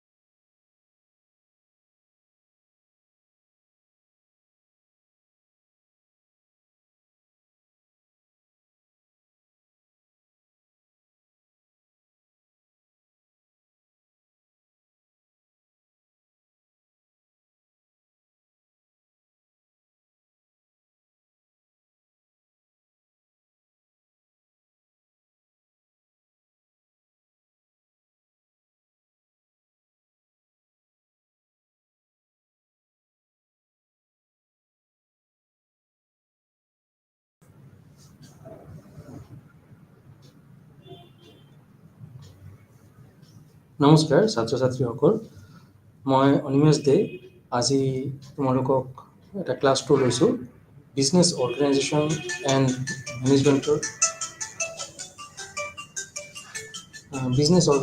মেনেজমেণ্টৰ প্ৰগ্ৰাম কোড যিটো BCOC 132 সেইটোৰ ব্লক 1 ইউনিট 4 আজি তোমালোকৰ ক্লাছটো ল'ম। ব্লক 1ৰ ইউনিট 4। তো BCOC 132 সেইটোৰ যিটো ব্লক 1 এইটোৰ মই ইউনিট 4 আজি মই আৰম্ভ কৰিম, যিটো শেষ কৰিলে আজি শেষ নহ'ব, শেষ কৰিলে এইটো কমপ্লিট ব্লক 1 ছাবজেক্টটো BCOC 132 কমপ্লিট হৈ যাব। তো ইয়াৰ টপিকটো হ'ল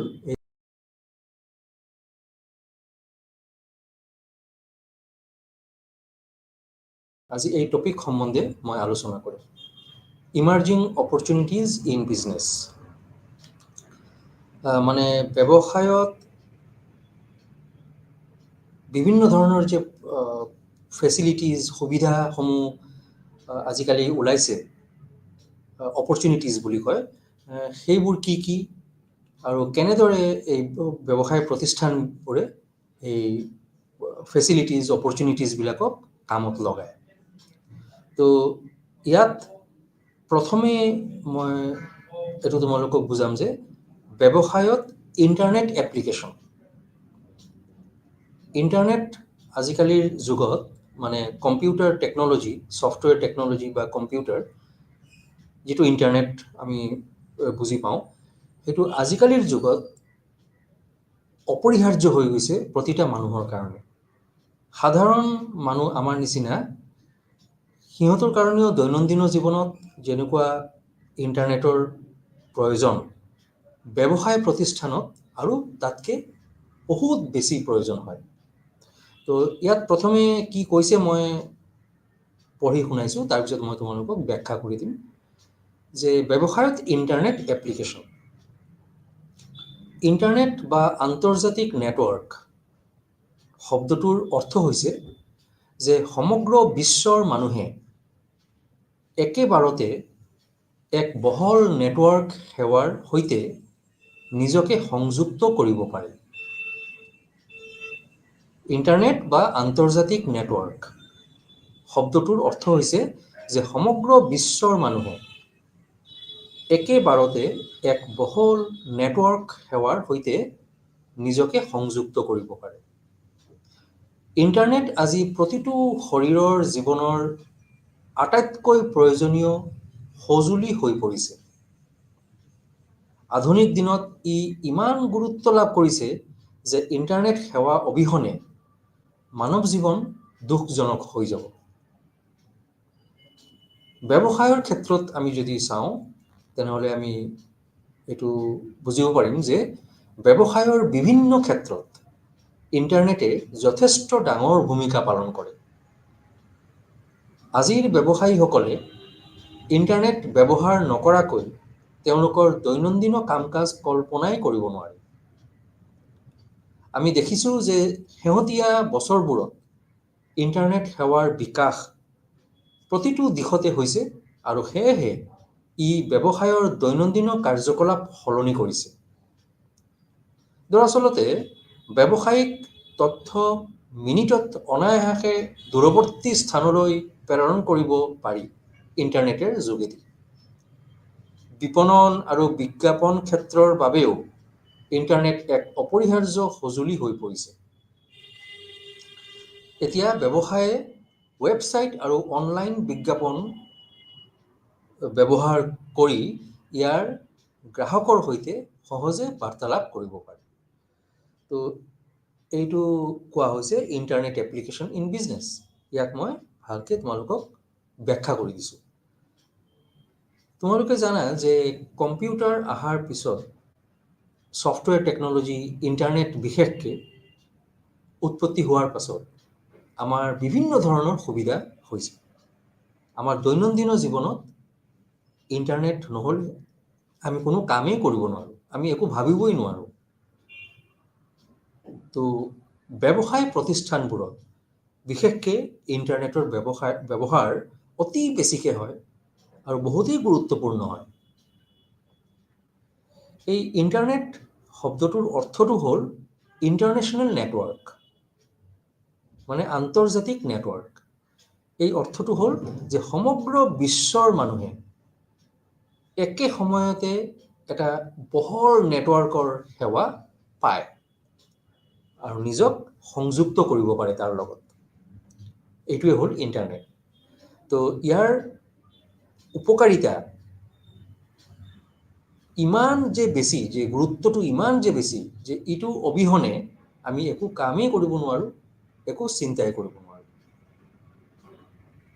তো এতিয়া যদি ব্যৱসায় প্ৰতিষ্ঠান আমি চাওঁ, তেনেহ'লে আমি দেখিব পাৰিম যে ডাঙৰ ভূমিকা পালন কৰে ইণ্টাৰনেটে। সিহঁতেও দৈনন্দিন কাম কাজ, সিহঁতৰ যিটো ডেইলি ফাংচনিং, তাতেও সিহঁতে কল্পনাই কৰিব নোৱাৰে একো ইণ্টাৰনেট অবিহনে। ইণ্টাৰনেটেদি কি কৰে সিহঁতে ব্যৱসায় প্ৰতিষ্ঠানে? ৱেবছাইট তৈরি কৰে, নিজৰ প্ৰডাক্টছৰ, গুডছ বা ছাৰ্ভিচৰ ৱেবছাইট তৈরি কৰে, তাতে সব আপলোড কৰি দিয়ে যাতে মানুহে চাব পাৰে, জানিব পাৰে। তাৰপিছত মাৰ্কেটিঙৰ ক্ষেত্ৰত, বিপণনৰ ক্ষেত্ৰত ইণ্টাৰনেটে এটা ডাঙৰ ভূমিকা পালন কৰে। বিজ্ঞাপনৰ ক্ষেত্ৰত, মানে এডভাৰটাইজমেণ্ট বিজনেছৰ কাৰণে কিমান দৰকাৰী, এইবোৰ ক্ষেত্ৰত ইণ্টাৰনেটে এটা খুব গুৰুত্বপূৰ্ণ ভূমিকা পালন কৰে।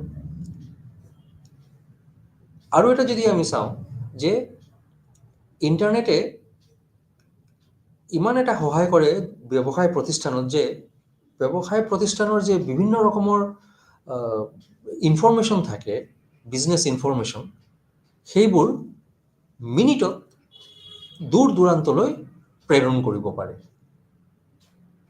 একমাত্ৰ ইণ্টাৰনেটৰ যোগেদিহে। এইটো পচিবল হৈছে, সম্ভৱপৰ হৈছে। তো আমি কিমানবিলাক বস্তু চালোঁ যে ব্যৱসায় প্ৰতিষ্ঠানে ৱেবছাইট চলায়, অনলাইন বিজ্ঞাপন দিয়ে এডভাৰটাইজমেণ্ট পৰ্টেলত, গ্ৰাহকৰ সৈতে বাৰ্তালাপ কৰে, এটা কমিউনিকেশ্যন নেটৱৰ্ক সিহঁতে পায়।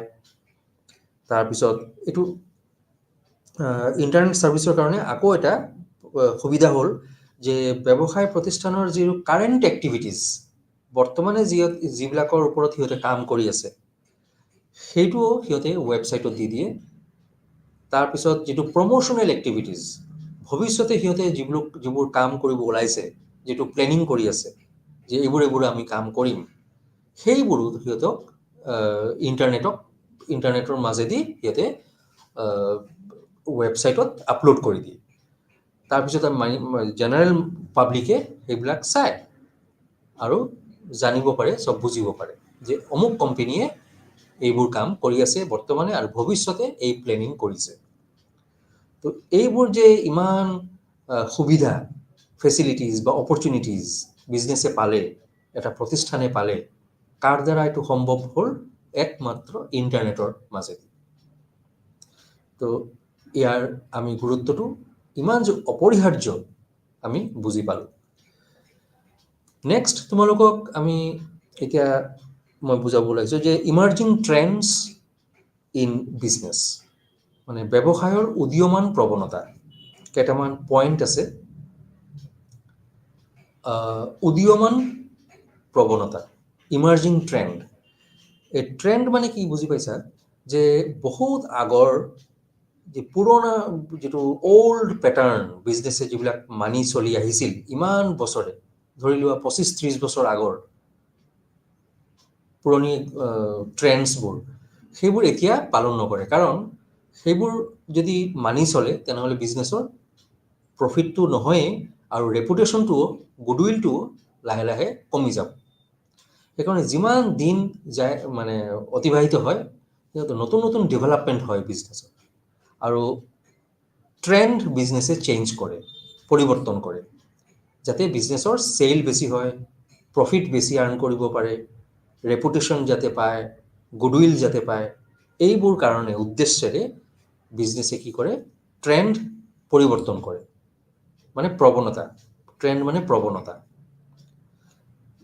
তো এইটো যুগৰ লগত একেলগে যোৱাৰ উদ্দেশ্যেৰে বিজনেছ প্ৰতিষ্ঠানে এইবোৰ ট্ৰেণ্ড চেঞ্জ কৰে। তো প্ৰথম কেইটামান ট্ৰেণ্ড আছে, ইমাৰ্জিং ট্ৰেণ্ড, সেইটো মই ডিছকাছ কৰিম এটা এটাকে। তো ইয়াত কৈছে যে আজিৰ ব্যৱসায়িক পৃথিৱীত আমি প্ৰত্যক্ষ কৰিছোঁ যে কিছুমান আধুনিক আৰু উন্নত ব্যৱসায়িক প্ৰৱণতাই পুৰণিবোৰক আৱৰি ধৰিছে আৰু এনেদৰে উদ্ভৱ হৈছে যাতে লেনদেনবোৰ অধিক সহজ, আৰামদায়ক আৰু অধিক দ্ৰুত হৈ পৰিছে।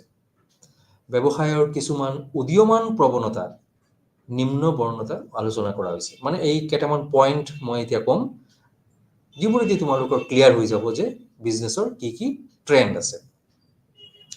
ট্ৰেণ্ডবোৰ ইয়াত কি কৈছে যে আমি নিজেই দেখা পাইছোঁ, প্ৰত্যক্ষ কৰিছোঁ যে আধুনিক যুগত ইমান মডাৰ্ণ ছফিষ্টিকেটেড মানুহৰ জীৱনশৈলী হৈছে, উন্নত মানৰ লাইফ ষ্টেণ্ডাৰ্ড অফ লিভিং হৈছে, যিটোৰ কাৰণে ব্যৱসায় প্ৰতিষ্ঠানে ট্ৰেণ্ড চেঞ্জ কৰাত বাধ্য হৈ পৰিছে। প্ৰৱণতাবোৰ, ট্ৰেণ্ডবোৰ সিহঁতৰ পৰিৱৰ্তন কৰিবই লাগিব, নহ'লে খাপ খাব নোৱাৰে। তো এই ট্ৰেণ্ড চেঞ্জ কৰাৰ বাবে লেনদেনবোৰ সহজ হৈ গৈছে, বিজনেছ ট্ৰেনজেকশ্যন সহজ হৈছে, আৰু ফেচিলিটেট কৰিছে এইবিলাকক, আৰু এফিচিয়েণ্ট ট্ৰেনজেকশ্যন কৰিব পাৰি, আৰু খুব ফাষ্ট স্পীডি ট্ৰেনজেকশ্যন কৰিব পাৰি। তেতিয়া মই এই ট্ৰেণ্ডবোৰ তোমালোকক এটা এটাকৈ আলোচনা কৰিম। প্ৰথমটো হ'ল অট'মেশ্যন।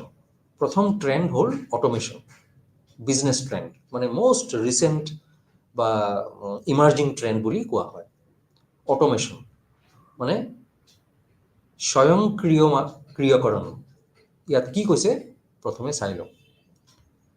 স্বয়ংক্ৰিয়কৰণ হৈছে এক উদীয়মান ব্যৱসায়িক প্ৰৱণতা যি এক উন্নত সঁজুলিৰ দ্বাৰা চালিত হয়, যাক AI বুলি জনা যায়। স্বয়ংক্ৰিয়কৰণ হৈছে এক আধুনিক প্ৰযুক্তি য'ত গ্ৰাহকৰ পৰা অৰ্ডাৰ লোৱাৰ বাবে আৰু পৰিশোধ প্ৰক্ৰিয়াকৰণৰ বাবে ডাঙৰ ব্ৰেণ্ডেড কোম্পানীবোৰে ৰবট ব্যৱহাৰ কৰে। স্বয়ংক্ৰিয়কৰণৰ প্ৰযুক্তিৰ ফলত হোৱা কিছুমান উন্নয়ন হৈছে, যেনেকৈ ৱালমাৰ্ট ইনকৰ্পৰেশ্যন, আমেৰিকান বহুজাতিক এটা ৰিটেইল কৰ্পৰেশ্যন, ৱালমাৰ্ট ইনকৰ্পৰেশ্যন। এই কোম্পানীটোৱে একাউণ্টিং আৰু ইনভইচিং কামত নিয়োজিত 7,000 কৰ্মচাৰীক সলনি কৰিবলৈ স্বয়ংক্ৰিয়কৰণ প্ৰযুক্তিৰ অধীনত ৰবট ব্যৱহাৰ কৰিছিল। আৰু এটা উদাহৰণ মই দিব পাৰোঁ যে আইফোন কোম্পানী ফক্সকন, এই আইফোন কোম্পানী ফক্সকনে স্বয়ংক্ৰিয়নৰ ব্যৱহাৰ কৰি 60,000 কৰ্মচাৰীক ৰবটৰ সৈতে সলনি কৰিছে। তো এতিয়া মই তোমালোকক আৰু ভালকৈ ব্যাখ্যা কৰি দিছোঁ। প্ৰথম ইমাৰ্জিং ট্ৰেণ্ড বিজনেছত এইটো হ'ল অট'মেশ্যন। অট'মেশ্যন মানে কি? এইটো এটা ইমাৰ্জিং বিজনেছ ট্ৰেণ্ড আজিকালিৰ যুগত, যিটো ড্ৰাইভ কৰে, মানে চালিত কৰে আৰ্টিফিচিয়েল ইণ্টেলিজেঞ্চ। তোমালোকে নিশ্চয় শুনিছা এই টাৰ্মটো, আৰ্টিফিচিয়েল ইণ্টেলিজেঞ্চ, AI। এইটো আজি বহুতেই পপুলাৰ টাৰ্ম এটা। নিউজ পেপাৰ, ৰেডিঅ', TV, এইবিলাকত মাধ্যমত তোমালোকে এই টাৰ্মটো শুনিব পাৰিবা, আৰ্টিফিচিয়েল ইণ্টেলিজেঞ্চ। এই আৰ্টিফিচিয়েল ইণ্টেলিজেঞ্চৰ দ্বাৰা চালিত হয় অট'মেশ্যন টেকন'লজিটো, যাক কোৱা হৈছে স্বয়ংক্ৰিয়কৰণ অট'মেশ্যন। সেইটোক এটা আৰ্টিফিচিয়েল ইণ্টেলিজেঞ্চে চলায়। তো এই টেকন'লজিটো বিগ ব্ৰেণ্ডেড কোম্পানীজবোৰে ব্যৱহাৰ কৰিছে। কি কৰে সিহঁতে অট'মেশ্যন টেকন'লজিৰ আণ্ডাৰত? মই দুটা উদাহৰণ লৈছোঁ। এটা আমেৰিকান কোম্পানী আছে Walmart incorporation. Walmart incorporation American company. এই কোম্পানীটো কি কৰিছে, অট'মেশ্যন টেকন'লজিৰ আণ্ডাৰত, মানে অট'মেশ্যন এটা টেকন'লজি বিজনেছ ট্ৰেণ্ড, সেইটোৰ আণ্ডাৰত ৰবট ব্যৱহাৰ কৰিছে। ৰবট ব্যৱহাৰ কৰি সেই কোম্পানীটোৰ যি বিভিন্ন ইউনিটছ আছে বা ব্ৰাঞ্চ আছে বিভিন্ন জাগাত, তাত 7,000 কৰ্মচাৰীক সলনি কৰিছে। এইটো ৱালমাৰ্ট কৰ্পৰেশ্যনে কৰিছিল। 7,000 এমপ্লয়ী ৱৰ্কাৰ্ছ বিভিন্ন ব্ৰাঞ্চত কাম কৰিছিল। একাউণ্টিং ৱৰ্কছ, ইনভইচিং এক্টিভিটিজ, যিবিলাকে একাউণ্টছৰ কাম কৰিছিল ৱালমাৰ্ট ইনকৰ্পৰেশ্যনৰ আণ্ডাৰত, একাউণ্টিং ৱৰ্ক আৰু ইনভইচিং কাম, সেই কৰ্মচাৰীক সলনি কৰি দিছে। কাৰ জৰিয়তে? এই ৰবট ব্যৱহাৰ কৰি। তো ৰবটটো ব্যৱহাৰ কৰিছে অট'মেশ্যন টেকন'লজিৰ আণ্ডাৰত। সেইটো এটা ৱালমাৰ্ট ইনকৰ্পৰেশ্যনে অট'মেশ্যন টেকন'লজিটো প্ৰথম ব্যৱহাৰ কৰিছিল। আৰু এটা মই উদাহৰণ দিব পাৰোঁ, আইফোন কোম্পানী ফক্সকন, এইটোও বাহিৰৰ কোম্পানী। ফক্সকনে আইফোন বনায়। সেইটোৱে কি কৰিছে, এই স্বয়ংক্ৰিয়কৰণ ব্যৱহাৰ কৰি, মানে অট'মেশ্যন টেকন'লজি ব্যৱহাৰ কৰি 60,000 কৰ্মচাৰীক নিলম্বিত কৰিছে বা সলনি কৰিছে, মানে ৰিপ্লেচ কৰিছে ৰবটৰ সৈতে। তাৰমানে তোমালোকে বুজি পাইছা নিশ্চয় যে অট'মেশ্যন টেকন'লজিটো ইমান ডাঙৰ কাম কৰিব পাৰে। বহুত কৰ্মচাৰীক সলনি কৰি নিজে চব সিহঁতৰ কামবিলাক কৰিব পাৰে ৰবটে। তো ৰবটটোক ইউজ কৰা হয় অট'মেশ্যন টেকন'লজিৰ আণ্ডাৰত। এইটো হ'ল প্ৰথম ইমাৰ্জিং ট্ৰেণ্ড বিজনেছৰ। 2 নম্বৰ যিটো বিজনেছ ট্ৰেণ্ড, সেইটো হ'ল কৃত্ৰিম বুদ্ধিমত্তা, মানে আৰ্টিফিচিয়েল ইণ্টেলিজেঞ্চ। কৃত্ৰিম বুদ্ধিমত্তা, ইয়াত কি হৈছে, AI নামেৰে জনাজাত হৈছে এক উন্নত আধুনিক প্ৰযুক্তিগত সঁজুলি, যাৰ দ্বাৰা সামগ্ৰীবোৰত দক্ষতা ৰূপায়ণ কৰিব পাৰি। এতিয়া আজিকালিৰ দিনত AI সম্পূৰ্ণৰূপে গণতান্ত্ৰিক কৰা হৈছে। উদাহৰণস্বৰূপে MS উইণ্ড'জ 10, মানে MS উইণ্ডো 10, তাত AI 1 বিলিয়ন গেজেটৰ এটা ডাঙৰ অংশত উপস্থিত হৈছে। আৰু এটা এক্সাম্পল, গুগলে কি কৰিছে, AIক মানে আৰ্টিফিচিয়েল ইণ্টেলিজেঞ্চক টেনছৰ ফ্ল' হিচাপেও ব্যৱহাৰ কৰিছে। তো ইয়াত কি কৈছে, আৰ্টিফিচিয়েল ইণ্টেলিজেঞ্চ, এইটো হ'ল 2 number business trend, emerging trend. কি কৈছে ইয়াত, আৰ্টিফিচিয়েল ইণ্টেলিজেঞ্চটো হ'ল এটা ডেভেলপড মডাৰ্ণ টেকন'লজিকেল টুল, অতি ছফিষ্টিকেটেড এডভান্সড টেকন'লজিকেল টুল, যাৰ দ্বাৰা প্ৰডাক্টছৰ স্কিল উন্নত কৰিব পাৰি।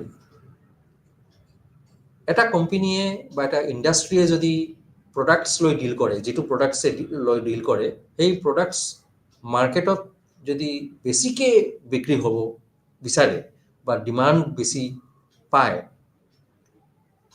তো তাৰ কি কৰিব লাগিব, প্ৰডাক্টৰ ডিজাইনিং, তাৰ গেটআপটো, তাৰ কোৱালিটি, তাৰ প্ৰাইচিং, এইবোৰ একদম উন্নত মানৰ কৰিব লাগিব। তেতিয়াহে মাৰ্কেটত সি স্থান পাব আৰু বেছি বিক্ৰী হ'ব। তো সেইটো কোম্পানীয়ে তেতিয়া কৃত্ৰিম বুদ্ধিমত্তাক ব্যৱহাৰ কৰে, মানে আৰ্টিফিচিয়েল ইণ্টেলিজেঞ্চক ব্যৱহাৰ কৰে। কি কৰে, সিহঁতৰ প্ৰডাক্টছৰ স্কিল ব্যৱহাৰ কৰি প্ৰডাক্টছটো আৰু ডেভেলপ কৰি দিয়ে। আৰ্টিফিচিয়েল ইণ্টেলিজেঞ্চ, এই যিটো টাৰ্ম, সেইটোক সম্পূৰ্ণৰূপে গণতান্ত্ৰিক কৰা হৈছে, মানে ডেম'ক্ৰেটাইজ কৰা হৈছে। এইটো উদাহৰণস্বৰূপে মই 2টা এক্সাম্পল দিব পাৰোঁ। 1 নম্বৰ হ'ল, যেনেকৈ মাইক্ৰ'ছফ্ট কৰ্পৰেশ্যনৰ এইটো উইণ্ড'জ 10, MS উইণ্ডোজ 10 ভাৰ্চন যিটো MS উইণ্ডোজ 10 তাতে কি কৰিছে মাইক্ৰ'ছফ্টে কি কৰিছে আৰ্টিফিচিয়েল ইণ্টেলিজেঞ্চ ব্যৱহাৰ কৰিছে ইউজ কৰিছে কৰি 1 বিলিয়ন গেজেটৰ তৈরি কৰিছে 1 বিলিয়ন গেজেট তাতে আৰ্টিফিচিয়েল ইণ্টেলিজেঞ্চ আছে 2 নম্বৰ হ'ল গুগল সেইটো এটা US কোম্পানী গুগলে কি কৰিছে আৰ্টিফিচিয়েল ইণ্টেলিজেঞ্চক ব্যৱহাৰ কৰিছে যেটো কোৱা হয় টেনসৰ ফ্লো সিহঁতৰ আৰ্টিফিচিয়েল ইণ্টেলিজেঞ্চৰ নামটো হ'ল টেনসৰ ফ্লো তো এইটো হ'ল 2 নম্বৰ বিজনেছ ট্ৰেণ্ড যেটো ইমাৰ্জিং ট্ৰেণ্ড আজিকালি বহুতে চলিছে এইটো এই টাৰ্মটো সদায় শুনিব পাৰি খুব পপুলাৰ আচ্ছা 3 নম্বৰ হ'ল মেচিন লাৰ্নিং এইটো এটা বিজনেছ ট্ৰেণ্ড মেচিন লাৰ্নিং ইয়াত কি আছে মই পঢ়ি লওঁ আগতে এইটো শিকাৰ ক্ষেত্ৰত যি কম্পিউটাৰবোৰক অত্যাধিক প্ৰগ্ৰাম নকৰাকৈ জ্ঞান আহৰণ কৰাৰ সম্ভাৱনা প্ৰদান কৰে মেচিন লাৰ্নিং হৈছে এলগৰিথম আৰু পৰিসাংখ্যিক আৰ্হিৰ বৈজ্ঞানিক অধ্যয়ন ই কম্পিউটাৰ প্ৰগ্ৰামৰ বিকাশৰ ওপৰত গুৰুত্ব দিয়ে যিয়ে বৃহৎ পৰিমাণৰ ডাটা ব্যৱহাৰ কৰিব পাৰে আৰু নিজকে শিকাৰ বাবে ব্যৱহাৰ কৰিব পাৰে তো মেচিন লাৰ্নিংটো হ'ল এটা ফিল্ড অফ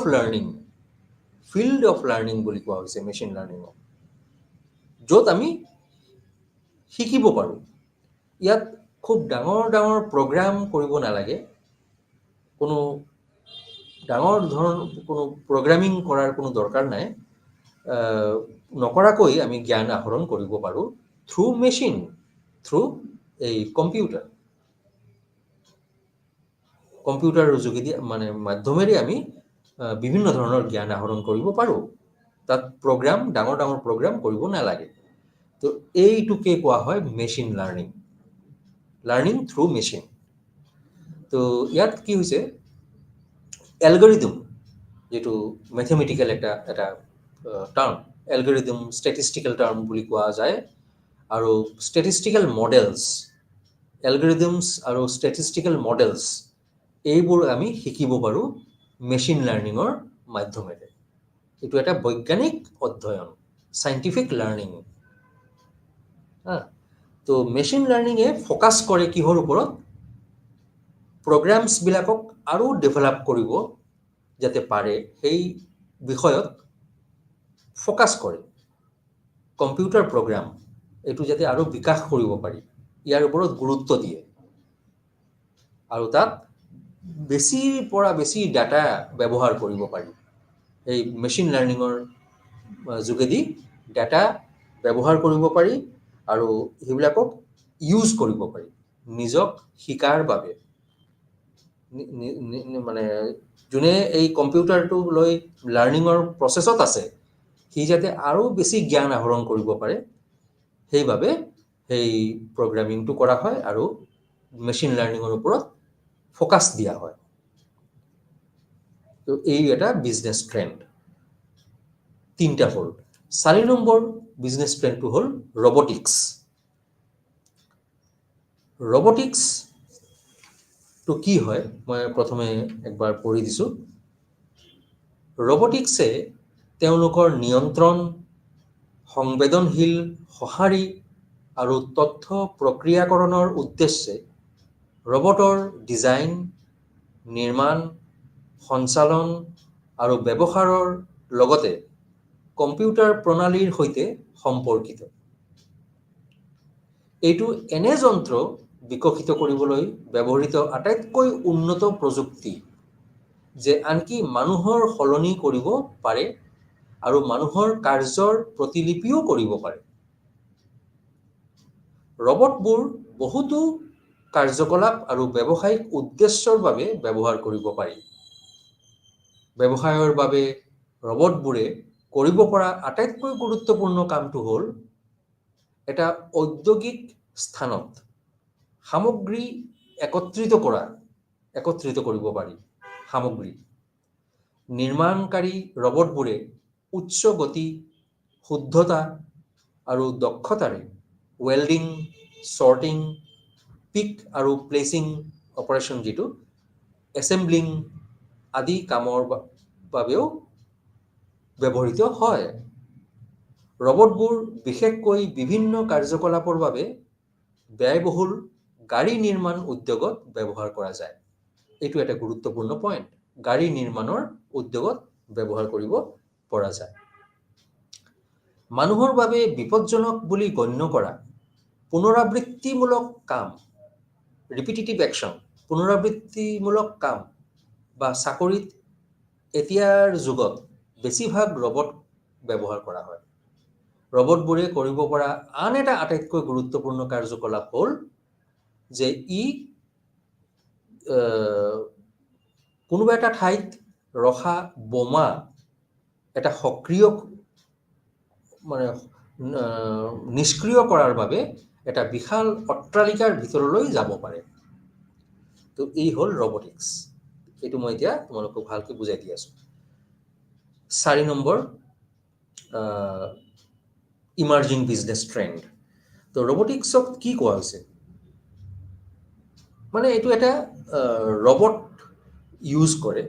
ৰবটিক্সত মানে ৰবটছ ব্যৱহাৰ কৰা হয় বিভিন্ন কামৰ কাৰণে, যেনে ডিজাইনিং কৰাৰ কাৰণে, কনষ্ট্ৰাকশ্যনৰ কাৰণে, অপাৰেশ্যনেল এক্টিভিটিজ পাৰফৰ্ম কৰাৰ কাৰণে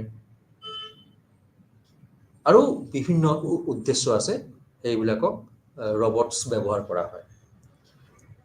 ধৰি লোৱা গাড়ী এটা নিৰ্মাণ কৰা উদ্যোগ আছে, গাড়ী নিৰ্মাণ উদ্যোগ কৰে, মানে কাৰ মেনুফেকচাৰিং ইণ্ডাষ্ট্ৰী। তাত কি কৰিব? বিশেষকৈ বিদেশত এইবোৰ কোম্পানীয়ে ৰবটছ ব্যৱহাৰ কৰে। তাত মানুহৰ ঠাইত ৰবটক ব্যৱহাৰ কৰি গাড়ী নিৰ্মাণ কৰা হয়। আৰু মানুহে যদি কাম কৰিলেহেঁতেন ইমান পুংখানুপুংখৰূপে, ইমান এফিচিয়েণ্টলি, পাৰফেক্টলি হয়তো কৰিব নোৱাৰিলেহেঁতেন। কিন্তু ৰবট ব্যৱহাৰ কৰে কাৰণে কামবোৰ একদম ঠিক ঠাক হয়, পাৰফেক্ট হয়, স্পীডি হয় আৰু এফিচিয়েণ্টলি কামবিলাক হয়। এইটো হ'ল গাড়ী নিৰ্মাণৰ উদ্যোগ। আনহাতে যদি আমি চাওঁ, এটা ছাপ'জ ইণ্ডাষ্ট্ৰী আছে, ডাঙৰ ইণ্ডাষ্ট্ৰিয়েল স্পেচ।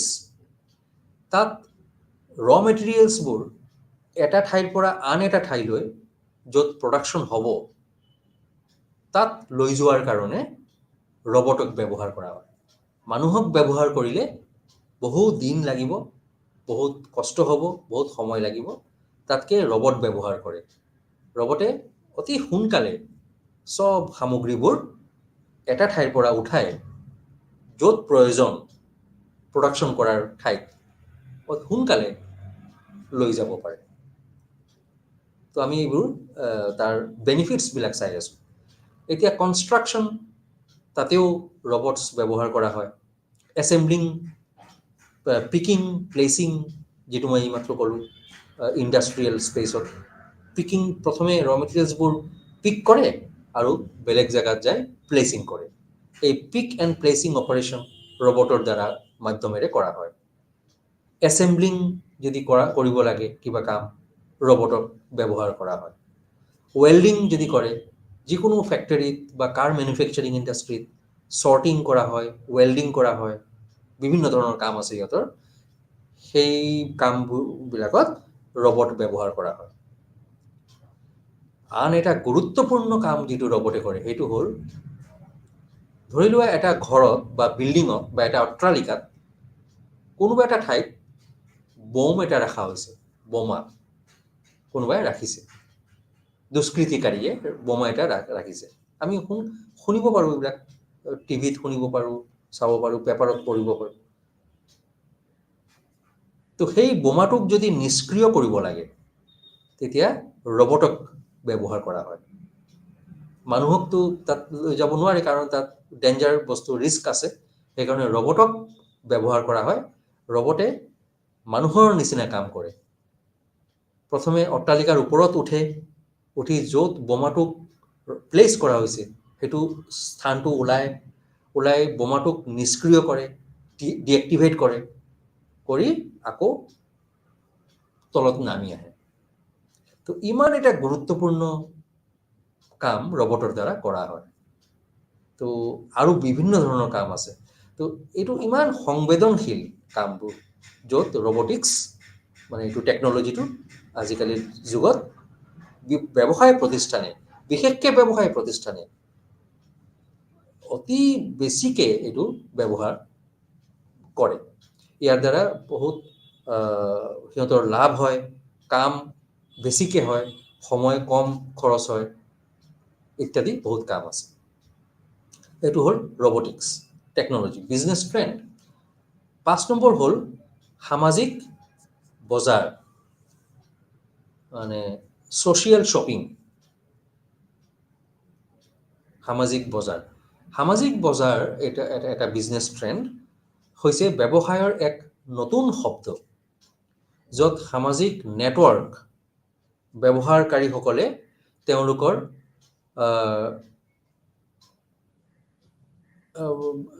ব্ৰাউজিঙত বাধা নিদিয়াকৈ তেওঁলোকৰ চেনেললৈ অহা সামগ্ৰী ক্ৰয় কৰিব পাৰে। ই হৈছে ই-কমাৰ্চৰ এক পদ্ধতি, য'ত ক্ৰেতাসকল বজাৰৰ অভিজ্ঞতাৰ সৈতে জড়িত হয়। সামাজিক বজাৰৰ অৰ্থ হৈছে অনলাইন শ্বপিং, য'ত কোম্পানীবোৰে তেওঁলোকৰ সামগ্ৰীবোৰ আপলোড কৰাৰ বাবে তেওঁলোকৰ ৱেবছাইট সৃষ্টি কৰে। যেতিয়াই সামাজিক নেটৱৰ্ক ব্যৱহাৰকাৰীসকলে তেওঁলোকৰ ছাইটবোৰ ব্ৰাউজ কৰে, লগে লগে তেওঁলোকে COD মানে কেছ অন ডেলিভাৰী পদ্ধতিত ক্ৰয়ৰ বাবে অৰ্ডাৰ দিব পাৰে। ই হ'ল ছ'চিয়েল শ্বপিং। এইটো মই এবাৰ তোমালোকক বুজাই দি আছোঁ, মানে সামাজিক বজাৰ। এইটোক আন এটা নাম দিব পাৰি অনলাইন শ্বপিং। আজিকালিতো তোমালোকে নিশ্চয়ই এইটো জানা কিমান পপুলাৰ এটা টাৰ্ম অনলাইন শ্বপিং। ঘৰত বহি, অফিচত বহি, নিজৰ কৰ্মস্থলত বহিয়েই মানুহে বস্তু কিনিব পাৰে। ইয়াত কি হয়? ব্যৱসায় প্ৰতিষ্ঠানবোৰে ইণ্টাৰনেট এপ্লাই কৰে। সেই যে মই প্ৰথমে কৈছিলোঁ ইণ্টাৰনেট এপ্লিকেশ্যন ইন বিজনেছ, সেই ইণ্টাৰনেট প্ৰযুক্তিটোক মানে টেকন'লজিটোক ব্যৱহাৰ কৰি কি কৰে? বিভিন্ন প্ৰডাক্টছ যিটো সিহঁতে ডিল কৰে বা ছাৰ্ভিচ, কিছুমান কোম্পানীয়ে ছাৰ্ভিচ ৰেণ্ডাৰ কৰে, যিয়ে হওক, মেইনলি প্ৰডাক্টছ সিহঁতে ৱেবছাইটত আপলোড কৰি দিয়ে। ইণ্টাৰনেটৰ যোগেদি ৱেবছাইট তৈরি কৰে আৰু প্ৰডাক্টছবোৰ আপলোড কৰি দিয়ে। সাধাৰণ মানুহে, আমাৰ নিচিনা সাধাৰণ মানুহে, জেনেৰেল পাব্লিকে যেতিয়া ব্ৰাউজিং কৰি থাকে, বিভিন্ন কোম্পানীৰ ৱেবছাইট চাই থাকে ইণ্টাৰনেটত, তেতিয়া এই প্ৰডাক্টছবোৰ আহি পৰে। তাৰপিছত সেই প্ৰডাক্টছবোৰৰ ভিতৰত যাৰ যিটো ভাল লাগিব সেইটো লগে লগে অৰ্ডাৰ দিব পাৰে। সেই জেগাত বহিয়েই অৰ্ডাৰ দিব পাৰে আৰু অলপ সময়ৰ পিছতে সেই বস্তুটো তেওঁৰ ঘৰত আহি হোম ডেলিভাৰী দি দিয়ে। কোম্পানীটোৰ ব্ৰাঞ্চ অফিচ থাকে, তাৰ মাৰ্কেটিঙৰ মানুহে আহি হোম ডেলিভাৰী দি দিয়ে। এই প্ৰক্ৰিয়াটো, এই যে বিজনেছ ট্ৰেনজেকশ্যনটো হ'ল, সেইটো COD মেথডত হয়, অৰ্থাৎ কেছ অন ডেলিভাৰী। যেতিয়া ডেলিভাৰী দিব আহিব, তেতিয়া কেছ লৈ যাব। তো এইটো পদ্ধতি কিয় আৰম্ভ কৰা হৈছে? এই গোটেই ছিষ্টেমটো কিয় আৰম্ভ কৰা হৈছে? এইটোৰ আগতে যিটো অফলাইন বিজনেছ আছিল, তেতিয়া মানুহ বজাৰত যাব লগা হৈছিল। যিকোনো এটা সৰু সুৰা বস্তু কিনিবৰ কাৰণেও বজাৰত যাব লগা হৈছিল। এতিয়া যাব নালাগে, তো সেই সময়টো বাচি যায়। তাৰপিছত এটা গুৰুত্বপূৰ্ণ লাভ হ'ল মানুহৰ যে বস্তুটোৰ দাম কম দিব লাগে কিনাৰ সময়ত। কেনেকৈ কম? যদি অফলাইন পাৰচেজ কৰিলেহেঁতেন, তেতিয়া ইয়াতে বিভিন্ন মিডলমেন আহি পৰে। যেনেকৈ মেইন হ'ল producer of the product, manufacturer, তাৰপিছত আহিব হোলচেলাৰৰ প্ৰফিট অংশ, তাৰপিছত ডিলাৰৰ অংশ, ডিষ্ট্ৰিবিউটৰৰ অংশ, তাৰপিছত ৰিটেইলাৰৰ অংশ, এইবোৰ যোগ কৰি আল্টিমেটলি দেখা যায় যে জেনেৰেল পাব্লিকে, মানে আমি যেতিয়া বস্তুটো কিনিব যাওঁ, ইয়াৰ প্ৰাইচিংটো বহুত বেছি হৈ যায়, কষ্টিংটো বেছি হৈ যায়, তো আমাৰ লছ হয়। সেইকাৰণে কোম্পানীয়ে আমাৰ সুবিধাৰ কাৰণে আৰু সিহঁতৰো যাতে প্ৰডাক্টছবোৰ বহুত বেছি চেল হয়, সেইকাৰণে এই অনলাইন ছিষ্টেম অফ মাৰ্কেটিং বা অনলাইন শ্বপিং, যিটো ছ'চিয়েল শ্বপিং বুলিও কয়, সেইটোৰ ব্যৱহাৰ কৰিছে বা এইটো উন্নত কৰিছে ছিষ্টেমটোক। ইয়াত ডাইৰেক্ট কোম্পানীৰ প্ৰডাক্টটো কোম্পানীৰ পৰা আহি কাষ্টমাৰৰ ঘৰত আহি পাই যায়। তো মিডলমেনৰ কোনো ইয়াত ভূমিকা নাথাকে। সেইকাৰণে প্ৰডাক্টটোৰ দামটো কম হয়, বহুতেই কম হয়, তুলনামূলকভাৱে কম হয়। তো মানুহ ইয়াৰ দ্বাৰা বহুত প্ৰভাৱিত হৈছে আৰু লাভৱান্বিত হৈছে। সেইকাৰণে এই অনলাইন শ্বপিঙৰ আজিকালি ইমান পপুলাৰিটি বাঢ়িছে। তো সেই নেটৱৰ্ক ইউজ কৰাৰ পিছত ৱেবছাইটৰ মাজেদি কোম্পানীয়ে এইটো ছিষ্টেমটো আনিছে। নেক্সট এটা হ'ল ই-টেইলিং, যিটো বিজনেছ ট্ৰেণ্ড। ই-টেইলিঙত কি কৰা হয়, যেনেকৈ ই-টেইলিং মানে ইলেক্ট্ৰনিক ৰিটেইলিং। ইণ্টাৰনেটত সংঘটিত হোৱা লেনদেনবোৰৰ বাবে বহুতো ব্যৱসায়ৰ বাবে ব্যৱহৃত এইটো এটা গুঞ্জন শব্দ। গুঞ্জন শব্দ মানে হ'ল বাজৱৰ্ড। সৰল শব্দত ই-টেইলিং হৈছে অনলাইন সামগ্ৰীৰ বিক্ৰী। অনলাইন শ্বপিঙৰ বৰ্ধিত হাৰৰ সময়ত ই-ৰিটেইলাৰসকলে ব্যৱসায়ৰ পৰা খুচুৰা ব্যৱসায়, উপভোক্তালৈ উপভোক্তা আৰু উপভোক্তা খুচুৰা ব্যৱসায়ৰ দৰে বাছনি কৰিবলৈ বিভিন্ন ধৰণৰ লেনদেন কৰিব পাৰে। তো ই-টেইলিং এটা business trend, emerging business trend, এইটো তোমালোকক বুজাই দিছোঁ। ই-টেইলিং মানে হ'ল ইলেক্ট্ৰনিক ৰিটেইলিং। এইটো এটা নাম হ'ল ইলেক্ট্ৰনিক ৰিটেইলিং, মানে ইলেক্ট্ৰনিকেলি ৰিটেইলিং বিজনেছ কৰা হয়। ইলেক্ট্ৰনিকেলি মানে ইণ্টাৰনেটৰ যোগেদি, ছফ্টৱেৰ, কম্পিউটাৰ টেকন'লজিৰ যোগেদি ৰিটেইলিং কৰা হয়, ৰিটেইলিং বিজনেছ কৰা হয়। খুচুৰা ব্যৱসায়ীবোৰে এইবিলাক কাম, সিহঁতে বিজনেছটো কৰে। এতিয়া ইয়াত কি হয়, ই-টেইলিংটো হ'ল এটা বাজৱৰ্ড, মানে এটা গুঞ্জন শব্দ। আচলতে এইটো ইলেক্ট্ৰনিক ৰিটেইলিং। চিম্পল টাৰ্মত যদি আমি সহজ ভাষাত যদি আমি বুজিব লাগে, তেতিয়া আমি কি ক'ব লাগিব যে যেতিয়া চেল অফ গুডছ বেছি হয়, যেতিয়া বিজনেছ ট্ৰেনজেকশ্যনবোৰ অতি মাত্ৰাটো বাঢ়ি যায়, চেল অফ গুডছ যেতিয়া অনলাইনত খুব বেছি হয়, তেতিয়া ই-ৰিটেইলিংটো পন্থা ব্যৱহাৰ কৰে কিছুমান বিজনেছে ইনক্ৰিজড শ্বপিঙত।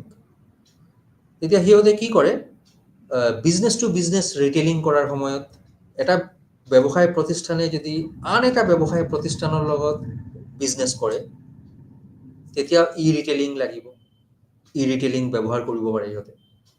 2 নম্বৰ হ'ল কনজিউমাৰ টু কনজিউমাৰ। যেতিয়া কনজিউমাৰৰ লগত ৰিটেইলিং কৰিব, যদিও এইটো কম দেখা যায়, তথাপিও ইয়াত ই-ৰিটেইলিং ব্যৱহাৰ কৰিব পাৰি। আৰু আন এটা হ'ল বিজনেছ টু কনজিউমাৰ, ব্যৱসায় প্ৰতিষ্ঠানৰ লগত গ্ৰাহক। এই তিনিটা যিটো মই ট্ৰেনজেকশ্যন ক'লোঁ, এটা হ'ল বিজনেছ টু বিজনেছ, এটা হ'ল বিজনেছ টু কনজিউমাৰ, আৰু এটা হ'ল কনজিউমাৰ টু কনজিউমাৰ। এই তিনিটা ক্ষেত্ৰত ই-ৰিটেইলিঙে এটা গুৰুত্বপূৰ্ণ ভূমিকা দিয়ে। ইলেক্ট্ৰনিক ৰিটেইলিঙে। তো ইয়াত কি হয়, কেতিয়া এইটো ব্যৱহাৰ কৰা হয় ই ৰিটেইলিংটো? যেতিয়া অনলাইন বিজনেছটো বহুত বেছি পৰিমাণে হয়, বিজনেছ ট্ৰানজেকশ্যন অনলাইন যেতিয়া বেছি পৰিমাণে বাঢ়ি যায়, তেতিয়াই ই ৰিটেইলিঙৰ দৰকাৰ পৰে। আন এটা হৈছে block chain business trend. Block chain এইটো ভাৰতত যদিও কম, বিদেশত বহুত বেছি পৰিমাণে ব্যৱহাৰ কৰে ডাঙৰ ডাঙৰ ব্ৰেণ্ডেড কোম্পানীজবিলাকে, মাল্টিনেশ্যনেল কোম্পানীবিলাকে। ব্লক চেইন, এই ব্লক চেইনটো হ'ল যে বিভিন্ন ব্লকছৰ এটা চেইন। এটা চেইনত কেইটামান ব্লকছ থাকে, সেই ব্লকছবিলাক এটা চেইনত থাকে, সেইকাৰণে এই ছিষ্টেমটোক কোৱা হয় ব্লক চেইন। এইটো মানে কি মই বুজাই দি আছোঁ। A blockchain is a practice, প্ৰথমে পঢ়ি লওঁ তাৰপিছত বুজাই দি আছোঁ। A blockchain is a practice for making an index of entries which cannot be changed after they are completed. It is a method to promise trustworthiness of digital records. The designer of this technology are Stuart Haber and Scott Stornetta. They founded the method in 1991. A blockchain is a chain of many blocks made of virtual snippets of data like date, time, and amount of online business, digital signature, etc. এতিয়া মই বুজাই দি আছোঁ block chain মানে কি। Block chain হ'ল এটা chain থাকে, যেনেকৈ চেইন বিজনেছ থাকে, সেই ৰিটেইল চেইন অফ বিজনেছ নামটো নিশ্চয় শুনিছা। সেই এটা চেইনত কিছুমান ব্লকছ থাকে, সেইকাৰণে ইয়াক ব্লক চেইন বুলি কোৱা হয়। প্ৰতিটা ব্লকৰ এটা এটা নিৰ্দিষ্ট কাম থাকে। এইটো এনেকুৱা এটা মেথড, ডেভেলপড ছফিষ্টিকেটেড এটা টেকন'লজি, যিটো বিদেশত ব্যৱহাৰ কৰা হয়, বিশেষকৈ মাল্টিনেশ্যনেল কোম্পানীবিলাকত। তাত বিজনেছ ট্ৰানজেকশ্যন, ডাঙৰ ডাঙৰ বিজনেছ ট্ৰানজেকশ্যন হয়, আৰু নাম্বাৰ অফ ট্ৰানজেকশ্যন অতি বেছি, সংখ্যাটো বহুত বেছি। তেতিয়া ব্লক চেইনৰ ব্যৱহাৰটো অপৰিহাৰ্য হৈ পৰে। এই যে মেথডটো, এই যে টেকন'লজিটো, ব্লক চেইন টেকন'লজি ছিষ্টেম, এইটো 1991ত আৱিষ্কাৰ কৰা হৈছিল, 1991 চনত প্ৰথম। ইয়াৰ আৱিষ্কাৰ ডেভেলপাৰ কোন? দুজন মানুহ ডেভেলপ কৰিছে এই ছিষ্টেমটো। এজন হ'ল ষ্টুৱাৰ্ট হেবাৰ, আন এজন হ'ল স্কট ষ্টৰ্নেটা। এই দুজনে মিলি এই পদ্ধতিক উন্নত কৰিছে, মানে বনাইছে, মেথডটোক বনাইছে, ব্লক চেইন। তো সেই ব্লকছবোৰ যে মই কৈছোঁ, এটা এটা ব্লক থাকে, তাৰ নিৰ্দিষ্ট কাম থাকে। ছাপ'জ যেতিয়া অনলাইন শ্বপিং বা বিজনেছ ট্ৰানজেকশ্যনবোৰ বহুত বেছি পৰিমাণে হয়, তেতিয়া হয়তো মানুহে কৰিলে, মেনুৱেলি যদি কৰে, তেতিয়া ট্ৰাষ্ট ৱৰ্ডিনেছ নাথাকিব পাৰে, কৰাপশ্যন আহিব পাৰে, ৰং হ'ব পাৰে ট্ৰানজেকশ্যন এণ্ট্ৰিবিলাক। সেইকাৰণে ব্লক চেইন ব্যৱহাৰ কৰা হয়, যাতে ইয়াত এফিচিয়েঞ্চি থাকে, কাৰেক্টনেছ থাকে প্ৰতিটা ট্ৰানজেকশ্যনত, আৰু ট্ৰাষ্ট ৱৰ্ডিনেছ যাতে থাকে। সেই উদ্দেশ্যেৰে ব্লক চেইন মেথডটো বনোৱা হৈছে। ইয়াত কি কি থাকে? যেনেকৈ date of transaction, time, exact time of transaction, পাৰ্টিৰ নাম, কাৰ লগত ট্ৰানজেকশ্যন কৰা হৈছে, amount of the transaction, total invoicing amount, তাত কি কি প্ৰডাক্টছ চেল হৈছে বা পাৰচেজ হৈছে, ডিজিটেল ছিগনেচাৰ। এইবোৰ মানে মুখ্য বস্তুবোৰ এটা এটা ব্লকছত থাকে, আৰু সেই ব্লকছ অনুযায়ী যেতিয়া এণ্ট্ৰি কৰা হয় কম্পিউটাৰত, তাৰ পিছত আৰু এই চেঞ্জ কৰিব নোৱাৰি একবাৰ এন্ট্ৰি হোৱাৰ পিছত পৰিৱৰ্তন কৰি সলনি কৰিব নোৱাৰি এইটো ট্ৰাষ্ট ৱৰ্ডিনেছৰ কাৰণে ব্লক চেইন মেথডটো ব্যৱহাৰ কৰা হয় তো এইটো এটা ইমাৰ্জিং বিজনেছ ট্ৰেণ্ড নেক্সট এটা আছে ৰিটেইল এণ্টাৰপ্ৰেনিয়ৰশ্বিপ এইটো লাষ্ট 8 নম্বৰ ৰিটেইল এণ্টাৰপ্ৰেনিয়ৰশ্বিপ বিজনেছ ট্ৰেণ্ড এইটো মই তোমালোকক বুজাই দি আছোঁ এতিয়া Retail entrepreneurship business is getting more and more developed in modern days because Indian economy today is very attractive and becoming a global destination for many big retail brands. Factors like rise in working population, increased disposable income, household income, affluence, lifestyle change, demand, and to some extent government aids for business, etc. These are the factors are contributing largely to the expansion of retail entrepreneurship business.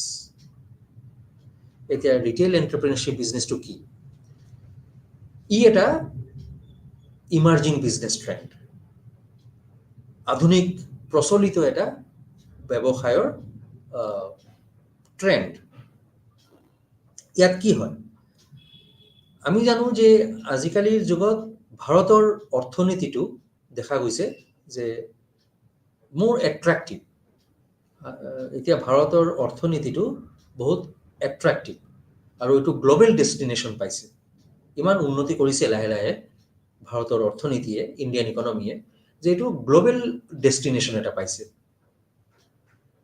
তোমালোকে নিশ্চয় জানা যে বহুত foreign কোম্পানীজবোৰ আহি ইয়াতে business আৰম্ভ কৰিছে সিহঁতৰ ব্ৰাঞ্চ খুলিছে আৰু মাল্টিনেশ্যনেল কোম্পানীজবিলাকেও আহি সিহঁতৰ বিজনেছ আমাৰ দেশত কৰে ইয়াৰ কাৰণ এইটো কিহৰ কাৰণে হৈছে ইকনমিক লিবাৰেলাইজেশ্যনৰ কাৰণে ভাৰতৰ অৰ্থনীতিটো লিবাৰেলাইজড আৰু এট্ৰাক্টিভ গ্লোবেল ডেষ্টিনেশ্যন পাইছে সেই কাৰণে এই ৰিটেইল এণ্টাৰপ্ৰেনিয়ৰশ্বিপ বিজনেছটোৰ প্ৰগতি হৈছে কিছুমান মানুহে ৰিটেইল বিজনেছ এণ্টাৰপ্ৰাইজ খোলে এণ্টাৰপ্ৰেনিয়ৰ্ছবিলাকে ৰিটেইল বিজনেছ কৰে এইটোকেই কোৱা হয় ৰিটেইল এণ্টাৰপ্ৰেনিয়ৰশ্বিপ বিজনেছ কিছুমান ফেক্টৰ্ছ আছে যেনেকৈ আজিকালি হাউচ হোল্ড ইনকাম ইনক্ৰিজ হৈছে মানুহৰ হাউচ হোল্ড ইনকাম বাঢ়িছে মানুহৰ ডিমাণ্ড বাঢ়িছে বস্তুৰ প্ৰতি বিভিন্ন বস্তুবিলাক আজিকালি মানুহে ব্যৱহাৰ কৰিব বিচাৰে উন্নত মানৰ বস্তুবোৰ ডিমাণ্ড বাঢ়িছে হাউচ হোল্ড ইনকাম বাঢ়িছে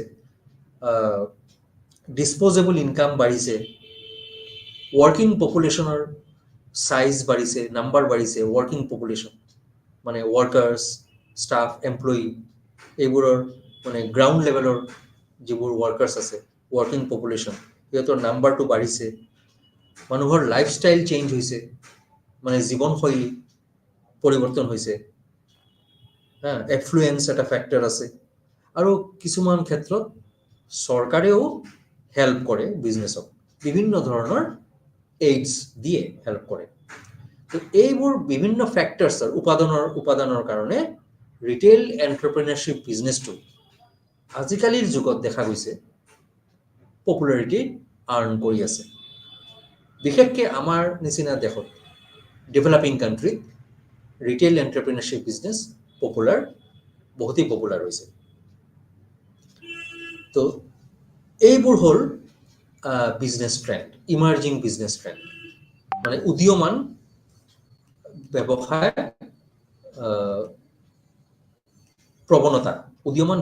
প্ৰৱণতা তো এতিয়া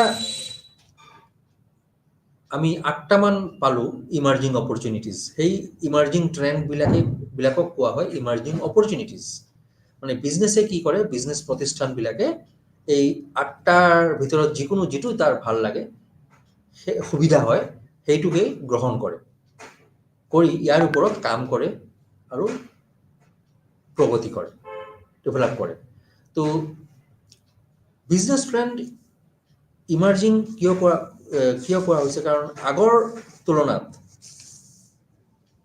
আমি এতিয়াৰ যুগত যদি আমি তুলনামূলকভাৱে এটা চাওঁ, তেনেহ'লে আমি এইটো বুজিব পাৰিম যে আজি প্ৰায় 30 বছৰমান আগৰ যিটো বিজনেছৰ ট্ৰেণ্ড আছিল, তেনেকে যদি আজিকালিৰ দিনতো থাকিলেহেঁতেন, বিজনেছৰ কাৰণে বহুতেই দিগদাৰী হ'লহেঁতেন।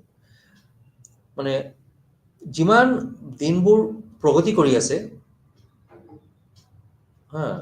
মডাৰ্ণ ডেজৰ যিবিলাক টেকন'লজি ডেভেলপ কৰি আছে, সেই একে লাইনতেই বিজনেছবোৰে সেই টেকন'লজিটোক ব্যৱহাৰো কৰিছে।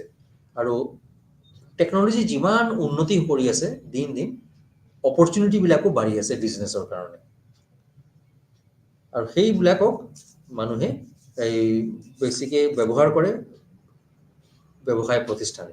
তো মই একবাৰ প্ৰথমে সেই ইমাৰ্জিং ট্ৰেণ্ডবোৰ একবাৰ পইণ্টছবোৰ কৈ দি আছোঁ শ্বৰ্টকাটত। 1 নম্বৰ হ'ল অট'মেশ্যন,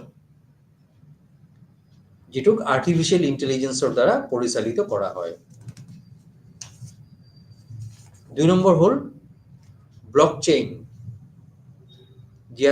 য'ত এটা চেইনত বিভিন্ন ধৰণৰ ব্লকছ থাকে।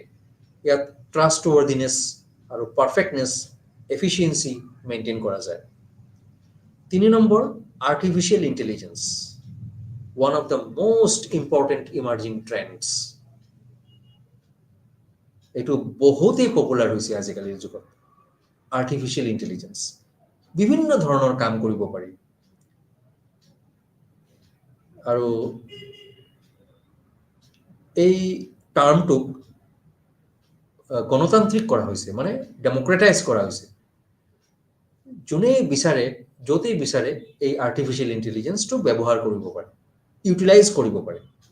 ই এটা এডভান্সড ছফ্টৱেৰ টেকন'লজি। ইয়াৰ দ্বাৰা স্কিল ডেভেলপ কৰিব পাৰি। প্ৰডাক্টছবিলাকক ডেভেলপ কৰাৰ কাৰণে স্কিল ইমপ্লিমেণ্ট কৰিব পাৰি আৰ্টিফিচিয়েল ইণ্টেলিজেন্স। 3 নম্বৰ। 4 নম্বৰ হ'ল machine learning. Business trend machine learning, মেচিনৰ মাধ্যমেৰে learning process, field of learning এইটো এটা। মেচিনৰ যোগেদি মাধ্যমেৰে আমি বিভিন্ন ধৰণৰ জ্ঞান অৰ্জন কৰিব পাৰোঁ, য'ত ডাঙৰ ডাঙৰ প্ৰগ্ৰামিং দৰকাৰ নহয়। 4 নম্বৰ হ'ল ৰবটিক্স, যিটো মই কৈ দিলোঁ ৰবটছ। মানুহক সলনি কৰি দিয়ে ৰবটে। যিবোৰ মানুহে কাম কৰিব নোৱাৰে বা অসম্ভৱ হয় মানুহৰ কাৰণে, বা মানুহৰ কাৰণে ৰিস্কি জব, বিপদজনক জব, তাত ৰবটছ ব্যৱহাৰ কৰা হয়। মানে ৰবটছে মানুহক, হিউমেন বিংছক ৰিপ্লেচ কৰিব পাৰে অতি সহজে। আৰু ৰবটিক্স ব্যৱহাৰ কৰে বিদেশৰ কোম্পানীবিলাকে। কঠিন কঠিন কাম, গুৰুত্বপূৰ্ণ কাম ৰবটছে কৰে।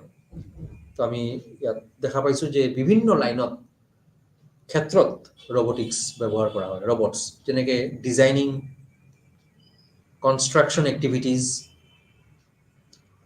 অপাৰেশ্যনেল এক্টিভিটিজ, এইবোৰত ৰবটছ ব্যৱহাৰ কৰা হয়।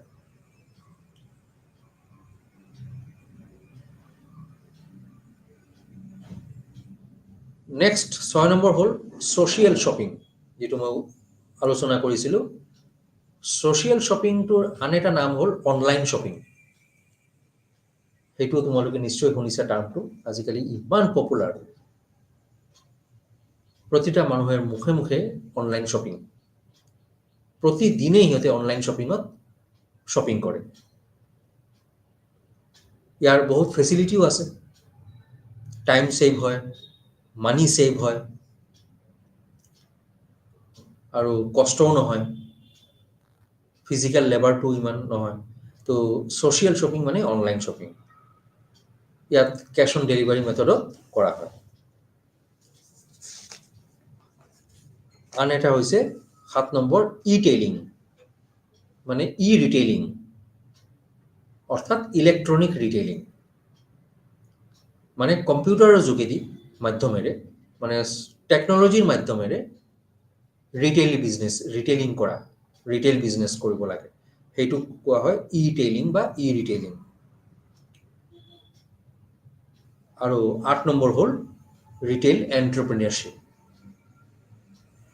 মানে যিবোৰ মানুহ এণ্টাৰপ্ৰাইজ খুলিব বিচাৰি আছে এণ্টাৰপ্ৰাইজিং স্কিল আছে আৰু এণ্টাৰপ্ৰাইজ খুলিব বিচাৰিছে সিহঁতে ৰিটেইল এণ্টাৰপ্ৰিনিয়ৰশ্বিপ বিজনেছ কৰিব পাৰে এইটো ছফ্টৱেৰ টেকন'লজিৰ মাধ্যমেৰে কৰা হয় এইটো এটা ডেভেলপড মডাৰ্ণ ডেজৰ এটা বিজনেছ ট্ৰেণ্ড ইয়াত ইণ্ডিয়ান ইকনমিটোৰ কথা কোৱা হৈছে যে ইণ্ডিয়ান ইকনমি আজিকালিৰ যুগত এটা এট্ৰাক্টিভ ইকনমি আৰু ই লাহে লাহে গ্ল'বেল ডেষ্টিনেশ্যন পাই আছে সেইকাৰণে ৰিটেইল এণ্টাৰপ্ৰিনিয়ৰশ্বিপৰ পপুলাৰিটি অতি বেছিকৈ হৈছে বিভিন্ন ধৰণৰ ফেক্টৰ্ছ ইয়াত ৰেছপনচিবল আছে যেনেকৈ মই কৈছিলোঁ এইমাত্ৰ যে ৰাইজ in working population rise in disposable income, rise in household income, rise in demand for products, change of market condition, তাৰপিছত এফ্লুৱেঞ্চ তাৰপিছত লাইফষ্টাইল চেঞ্জ মানুহৰ লাইফষ্টাইল চেঞ্জ হৈছে আজিকালি আগৰ নিচিনা লাইফষ্টাইল নাই মানুহৰ ষ্টেণ্ডাৰ্ড অফ লিভিং আৰু কিছুমান ক্ষেত্ৰত গভৰ্ণমেণ্টৰ এইডছ টু বিজনেছ মানে গভৰ্ণমেণ্ট হেল্প টু বিজনেছ এই যে ফেক্টৰ্ছবিলাক মই ক'লোঁ সেইবোৰ ৰেছপনচিবল কিহৰ কাৰণে ইলেক্ট্ৰনিক মানে ৰিটেইল এণ্টাৰপ্ৰিনিয়ৰশ্বিপ বিজনেছৰ কাৰণে এই ফেক্টৰ্ছবিলাকে ৰিটেইল এণ্টাৰপ্ৰিনিয়ৰশ্বিপ বিজনেছটোক আৰু গুৰুত্বপূৰ্ণ কৰি তুলিছে দিন দিন এইটোক পপুলাৰিটি আৰ্ণ কৰি আছে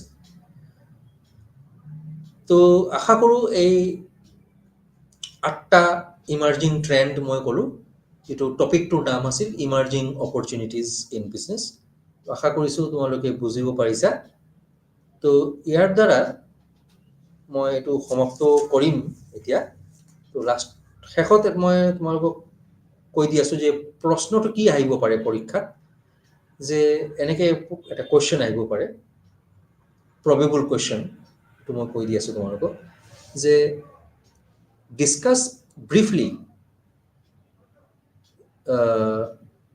how the internet is applied in modern days business বৰ্তমান যুগৰ ব্যৱসায় প্ৰতিষ্ঠানবিলাকে সিহঁতৰ কাম কাজত দৈনন্দিন ফাংচনিঙত কামত ইণ্টাৰনেটক বা ছফ্টৱেৰ টেকন'লজিক কিমান ব্যৱহাৰ কৰে ক'ত ক'ত এপ্লাই কৰে কেনেদৰে এপ্লাই কৰে সেইটো এটা চমুকৈ বিৱৰণ দিয়া ব্ৰিফলি ডিছকাছ কৰা এটা শ্বৰ্ট নোট লিখিব দিব পাৰে আহিব পাৰে আৰু এটা প্ৰবেবল কুৱেশ্যন হ'ল এই টপিকৰ পৰা যে state the most recent emerging trends of business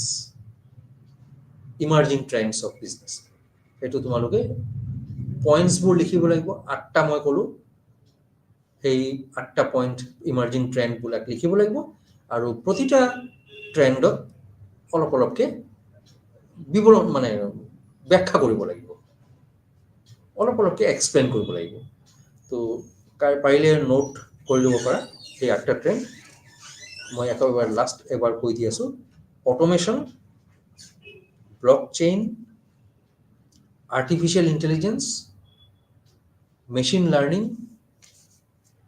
social shopping বা যিটো কোৱা হয় অনলাইন শ্বপিং ৰবটিক্স বা ৰবটছ ই-টেইলিং বা ই-ৰিটেইলিং মানে ইলেক্ট্ৰনিক ৰিটেইলিং আৰু লাষ্ট হ'ল ৰিটেইল এণ্টাৰপ্ৰিনিয়ৰশ্বিপ এই 8টা হ'ল ইমাৰ্জিং বিজনেছ ট্ৰেণ্ডছ। তো আজিৰ কাৰণে সমাপ্ত কৰিছোঁ ইয়াত। ধন্যবাদ।